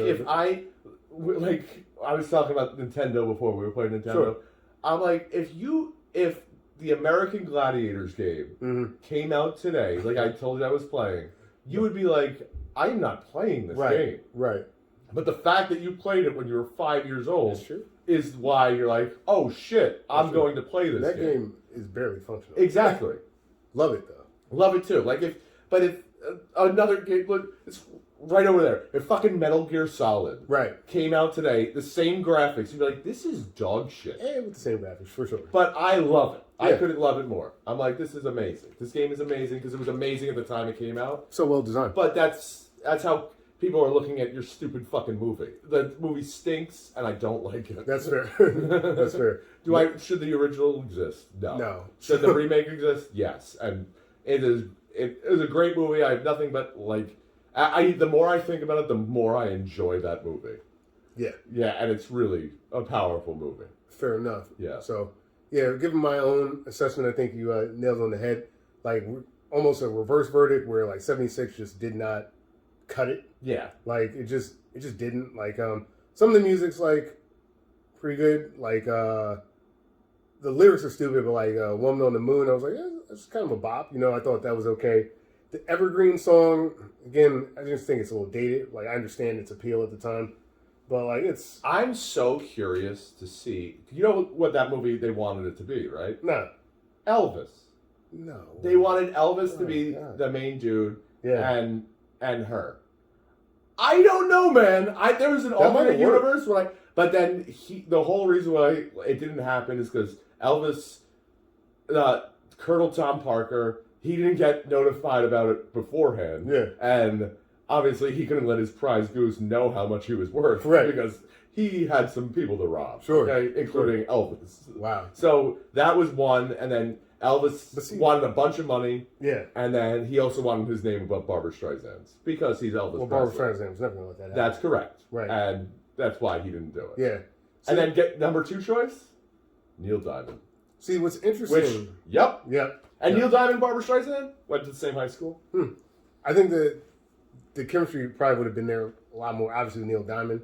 Two Jews from Brooklyn? Yes, it would have been much better. Yeah. But Elvis, I'm very curious to see. I think Elvis fits in line with sort of like the Judy Garland character, Yeah. which is like, Judy went through all of her ups and downs. Yeah. And like Elvis at that point, like I think... This is a year before he died. You know, that would have been, man... Fat Elvis? Like, hey, come on, Red, we're going on stage. Either would have been... been... do some cocaine. Either would have been brilliant or one of the worst fucking things you ever seen in your life. I don't know. Yeah. That's why I'm so curious to see. But you know what? Couldn't have been worse. It could have been, yeah. Really couldn't have. People are like, oh, it was nominated for Oscars. So was Crash, and it won them. Yeah. So, Crash. Oh, it was so... Fucking shit. Yeah, so the Bohemian Rhapsody, and it beat out Star. What? How did that movie win? Because the people that vote for it. Oh, God. Sorry. Oh, it was It's not so the people, bad. it's the institution. Yeah, the institution, the Academy of Arts and Sciences. What science are they conducting? We're going to cure for cancer? No, we're watching movies. Oh, okay. Pretty much. Yeah. Yeah. No, I think you're completely right about 76 and why it's flawed. I mean, really, the main thing about that film is, speaking of sciences, there's no chemistry. No. Like, not anywhere to be seen in the film. Doesn't exist. The parts I like best are Streisand concert footage. Yes. And Christopherson maybe falling in a pool and banging that chick that one time. That was pretty cool. Falling. Intentionally falling. Yeah, like that. And shooting the gun at the helicopter. Yeah. Which was right Still for all the over the wrong top. reasons. Yeah, exactly. Like, it was so funny. It's But it so was like, over it's the not top. meant to be. So like, oh no, he's unhinged. Yeah. Like, okay. I found that part to be hilarious. Like Hilarious. And then Yeah. the DJ holding the grudge against him for the rest of the movie. That It's like, was great. Why are you concerned with this fucking DJ? Who gives a shit? There's a character in the 58 film who's basically the actor, like the main kind of Bradley Cooper type character, handler, and he's kind of like Bobby in the film, who kind of gets shit on the whole time. And when he falls off, he's like, ah! And basically the entire film, like, that I get. This DJ, I don't get. No. I don't get. None at all. And I mean, Freddy Krueger. Yeah. Robert Englund showing up. Sure. But and the conversation, the way they did that mic, the mic that her singing and them talking, which is, I still think it was brilliant. That was they good. did it. That was really nice. Yeah, I was like, oh man, that's really cool. But like, when I look at 2018 though, and its merits, the concert footage is shot really well. Bradley Cooper was able to capture this romance Yes. in a really clean way. Like the times he chose to use that sort of slow down effect, Yeah. and really like moving on her face and stuff throughout the film worked incredibly. Yeah, incredible. Little things like when he takes the guitar string and then turns it into a ring. Like, Yeah. it's cheesy goofball shit, but like but that people do that shit. Yeah. You know, like, and that guy would do that. Like, that guy would do that. That girl would go for it, and you she know? would go for it too. You know, especially given this moment where he's hanging out with his best friend, Yeah. Dave Chappelle. Yeah, that's like. Oh, I also like that. He's like, listen, it's the only time I'm ever gonna do this. Like, I'm never gonna look for you like this again. So don't fucking do this again. I was Yeah. like, all right, Yeah. fair enough. No, which is another Fair fair, enough. Like, fair thing. like talk about it. Like Barbra Streisand, if anything, was an enabler. Right. Like she was like, Right. "Well, all right, it's fine with me, and she proposed to him. Yeah. By the way. She does. A couple times Lady Gaga does in the film when they have an allusion to the motorcycle. Yeah. She's like, I'm And never getting on that fucking. if you're drunk, yeah. drunk. He's like, well, I've been drinking all day. He's like, yeah, okay. But Well, I'm still even not. the motorcycle scene showed chemistry because when he's riding the motorcycle, she's got like these red boots on. He's like Yeah. touching her boot the entire drive Yeah. to Arizona. It's like fucking perfect. Yeah, everything It's is perfect. The music is like it's one of the best soundtracks I've ever heard. Yeah, and it's the vibe, just the vibe of the whole movie. It's like you actually feel like, oh yeah, that's probably what it's like more on tour than that, whatever the fuck that is. Right. So like getting the on-screen chemistry, getting the performances with the music, everything feeling believable, characters with a lot of heart, and even if you don't get a lot of time with them, it feels like you know their motivation. I kind of know what the father's like. You Yeah. know, Andrew Dice Clay. I kind of know a little something about Dave Chappelle. I know a lot about Sam Elliott, even though Yeah. he's not in the film that That often. much. And you know why Bradley Cooper kills himself. Yes. Like, you get it. 100%. Like everything that's going on in his life with his the two things that he loves, kind of on not on the chopping block, but like in a precarious position. One, he's almost unable to hear. Yeah. Like that's that scene where Bradley Cooper's talking, he's like, yeah, you know, and he's not responding to the words of Bradley Yeah. Cooper's Sam Elliott's saying Yeah. because he can't hear him. Like that's fuck, man. Like, Yeah. Could you imagine being like you can because of the way Yeah, he because shot this it. is what you love. Yeah. And, And then like knowing that you being such a fuck up may throw off the only other thing you love. yeah. And yeah, like you know, fucking if you need help, get help. Like suicide is not the answer. Absolutely. All That's that, definitely you know. not the answer. But You know? but in this instance, yes. Like- I mean, call whoever. You can call me. Yeah. I'll Yeah. fucking talk you off a ledge. Hell I mean, yeah. you, after it, you might actually do it because, God, I'm a fucking sure to talk to on the phone. But like, Yeah, but like it for the poetry of the story and the film, this death feels much more appropriate oh yeah, and so sad because it really is tragic that he thought that was his only his way answer. out. Yeah, It it's was, only. clearly it wasn't. It wasn't at all. No, Like, like, not- yeah, especially like you nailed it on the head. It's like no, he still has it. Like he could be fine, could write. right? He could do that, but I mean, his whole thing is that's like the fulfillment. Of, Right. Like he gets it at the wrong places. Like Yes. and it's really funny that they specifically mentioned like how he in the 76 one is that he drinks a lot, but she always changes the conversation. Right. And they use it it's like a deflection. Mm-hmm. They both are deflections Right. of each other. Like he doesn't want to deal with Bradley Cooper does both of those things. He does. He does both of them at the same time. He does. It's that he drinks to deflect from the voices in his head, and he changes the subject to deflect from the voice coming at him in real life. Mm-hmm. And he does it so much so in like when he's like, "You got to wear these." He's like, I'm not gonna do that shit. Like he's deflecting right there. Right. Like,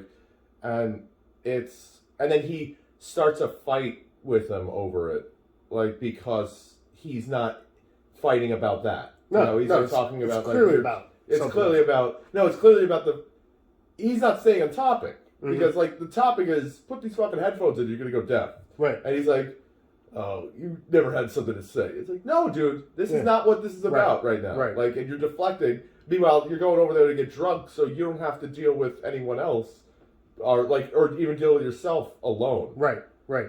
And again, I think that's the other thing that 2018 nails is sort of the the addict mindset, as he were, Yeah. where he lashes out at everyone that's trying to help him. Yeah.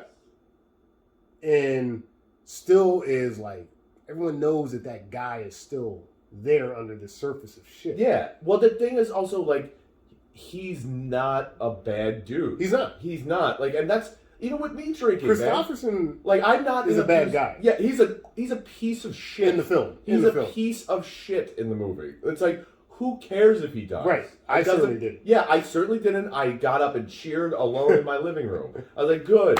Yeah. Good. The only thing I was upset, didn't get to watch him die. Because I would have loved to see him fall down that mountain like it was like he was Homer Simpson going down the Springfield Gorge. Like, the whole way. Classic. But with Bradley Cooper, like, I know from my own personal experiences, I am not a mean drunk. You drank with me 1,000 times. Sure. I'm not an abusive man. I'm not like, just because you have an alcohol problem doesn't mean you have to be an abusive person. Right. And even worse about that, if you have if you're like that, like you are like me,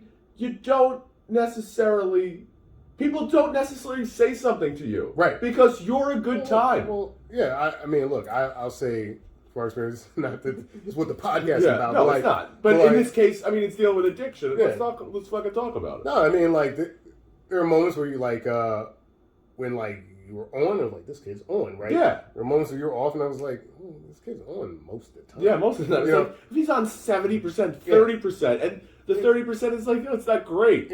And I mean, like, honestly, because of, I guess, the functionality of it, like, you were able to navigate space. Like, for me, because I get drunk myself a decent amount. You do? Yeah. Oh, you try it. You just recently tried it? Yeah, It's good, right? It's pretty fun. cool. It's fun. I've got what I call, like, Makes you look so cool. it really does. Like cigarettes. Yeah, like cigarettes. Like, I got what's And called... heroin. Go ahead. No, I got what I call, like, my lizard brain, which is outside of one scenario we're not going to talk about in this podcast. But, like, most of the time I'm able to, like, put myself in a position where it's like, I'm not going to be a burden to someone else. Exactly. And no one's going to be like, man, I really wish that guy didn't show up. Exactly. Right? So, like, I think that both of us in that way have that instinct Yeah. to know where the line is with the company that you keep. Yeah. Which creates Sam Elliott type characters in our lives. Correct. Who, like, know we're fucked up, but love you so much that they're like, All right, okay. But that's the problem is, like, that if you don't have, like, there's no the rock bottom for him is, like, he's so drunk that he pisses himself on lives, which is embarrassing. It's as embarrassing, shit, but and like, it's cringeworthy. But it's not like he's not hurting anyone. No. You know, like, he's not hurting anyone but himself. Whereas Chris Christopherson is a problem. Yes. Like, he's a problem with or without the alcohol. Bullets, yeah. bitches. Yeah, Like, everything. It's like, what are you doing, man? And even in, like, this, because it's a more modern film in 2018, look at someone like Charlie Sheen. Like, you can flip that, right? Yeah. You could be Tiger Blood. Maybe he pissed himself and he's like, hey, look, man, I got a problem. Does a couple PSAs and does interviews like, this is a thing I've been struggling with. And he's just as big a star as he was before because he's like, I'm the guy struggling. Yeah. I'm not. And now you get the sympathy vote. Right. I'm not the asshole shooting at random people and throwing bottles through windows. At the same time, like, no matter what James Brown was on, shooking a gun out off in his own house, in his own restaurant or whatever he was doing, office or whatever he did with a shotgun. A lot of talent Don't get me wrong, most talented man possibly ever. Like, as far as showman goes, him and young Michael Jackson for me are the most. Oh my God, people to watch. Sure. You just watch that. Sure. And you're like, I can't understand how we're even, like, DNA-wise, like 99.99%. But then that's also very important to, like, it's beating you over the head with Chris Christopherson has a drinking problem. Right. Like, Bradley Cooper, it's very understated. Like, it is. He is a flat-out alcoholic. Like, that's what it really looks like. Right. That it's not so much that he's sloppy, he's not present, right? And he's like, but he's not a mean person, right? Like, and even when he's being mean to her, he's not. What he's saying isn't true, and he's doing it to help her, right? Like like he doesn't take anything out on her. Yeah, it's almost like The only difference is like totally like he doesn't pull the punch the way that maybe if he wasn't drinking he might. Yeah. But like he's saying still like a valid thing. Exactly. You know? It's a valid thing. He's like, don't do this because I mean he's doing it completely wrong. Right, sure. But Sure. it's because he's drunk as shit. Right. But what he said, the message is like, no, I love you and you're good enough. You don't need this other shit. And the one other thing that I do want to say before we close everything out, we didn't cover this, but I thought that Jackson Maine, the character, going through the steps, was phenomenal. Oh yeah, him apologizing to everyone, again subtly, was fantastic. Yeah, it's so because that's how you get so the good Sam about Elliott it. scene. Yeah, it's the Sam Elliott. That's him apologizing to him. It's like, listen, you were everything in my life, and I never ever appreciated you the way you were. And this is what it means to me. Like, you were everything that I wanted to be. Right. You were everything. It wasn't Dad. It was you. Fucking. It was fucking like, Yeah. And right there. yeah, right there. And just all of those things, like, and he just knew he just thought he wasn't good enough. Right. And he didn't have. So it's like all those things. But that's what I thought was so like. It's clear he's an alcoholic. Sure. But that's what most people don't realize. Like, if you're not an abusive person, you don't really stand out. Right. You right. get away with a lot, that. People will give you a lot of rope if you're drinking. They will. Especially if you're at a bar. Like, how many fucking bartenders' children have I put through college? Right. Like, that they're like, well, Dan's fine. It's not like you're like in the setting. It's like you're not out of place in the setting. No, I'm not out of place in the setting, and it's not like I'm yelling at people. Yeah. I mean, except for one bar that I'm not allowed back in a couple times. Sure, but even in those situations, because like as someone that can drink to excess as well, you do that thing, kind of temperature check, where like you go back the next day or something like that, or a week later, it's like, by the way, sorry about the other night, and they're like, what are you talking about? Mm-hmm. How many times have you had that conversation? What are you talking about? You were great. Or like the panic the next morning, like you're like talking to your significant other, and you're like, hey, and you kind of don't know how you left it. Yeah. You're like, what? How? And you kind of have to gauge by their response how you should respond. Right. And you're like, I don't.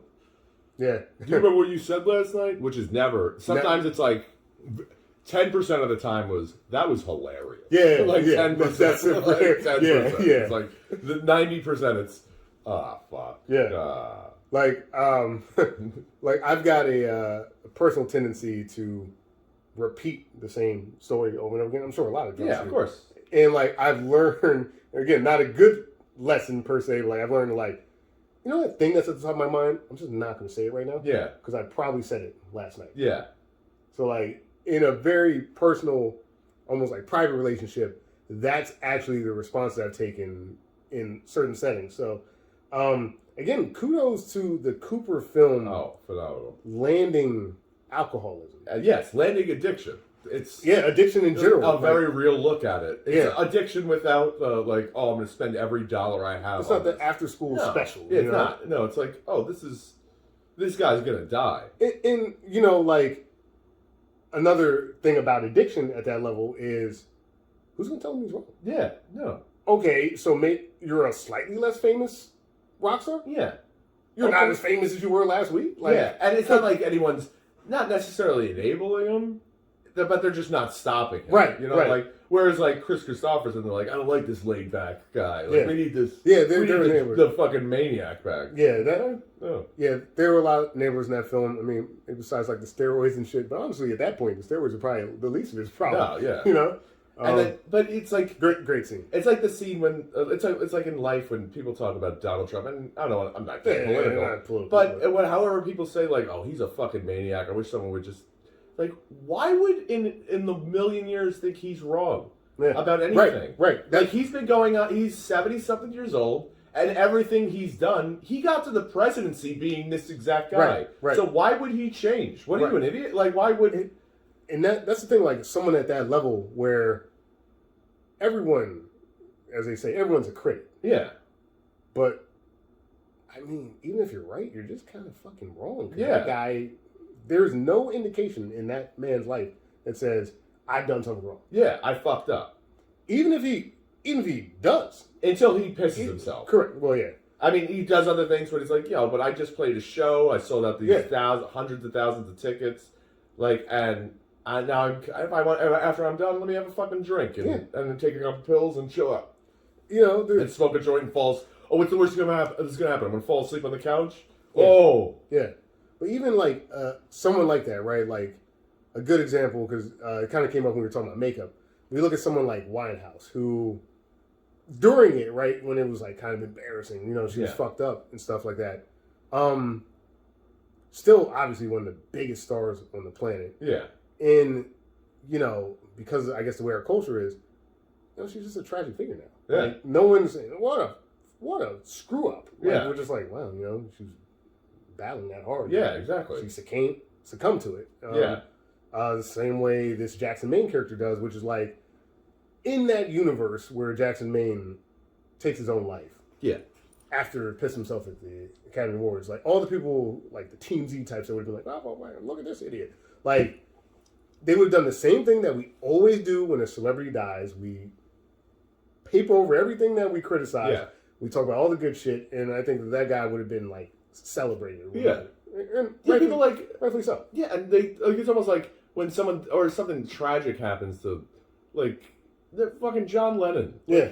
That guy beat the shit out of his wife. Yes, he did. And he was a notorious drug addict. He was not, like, you could hear it in his music. He did not respect women. Like, sure. But when he died, no, a saint. Excuse me? Like, he got shot. Yes, he died tragically, and he did do. He made amazing music and whatever. But he's like, we're going to lay in bed to protest. Like, get up! What are you doing? Yeah. This is stupid. Yep. So, I mean, all that to say is that the 2018 film Much better. Yes, much better. Should exist. Like 137% better. It's probably the best rendition of this story. But I will say that, like, I'm going to give some credit, and we may revisit this at some point. Yeah, to 58, because I think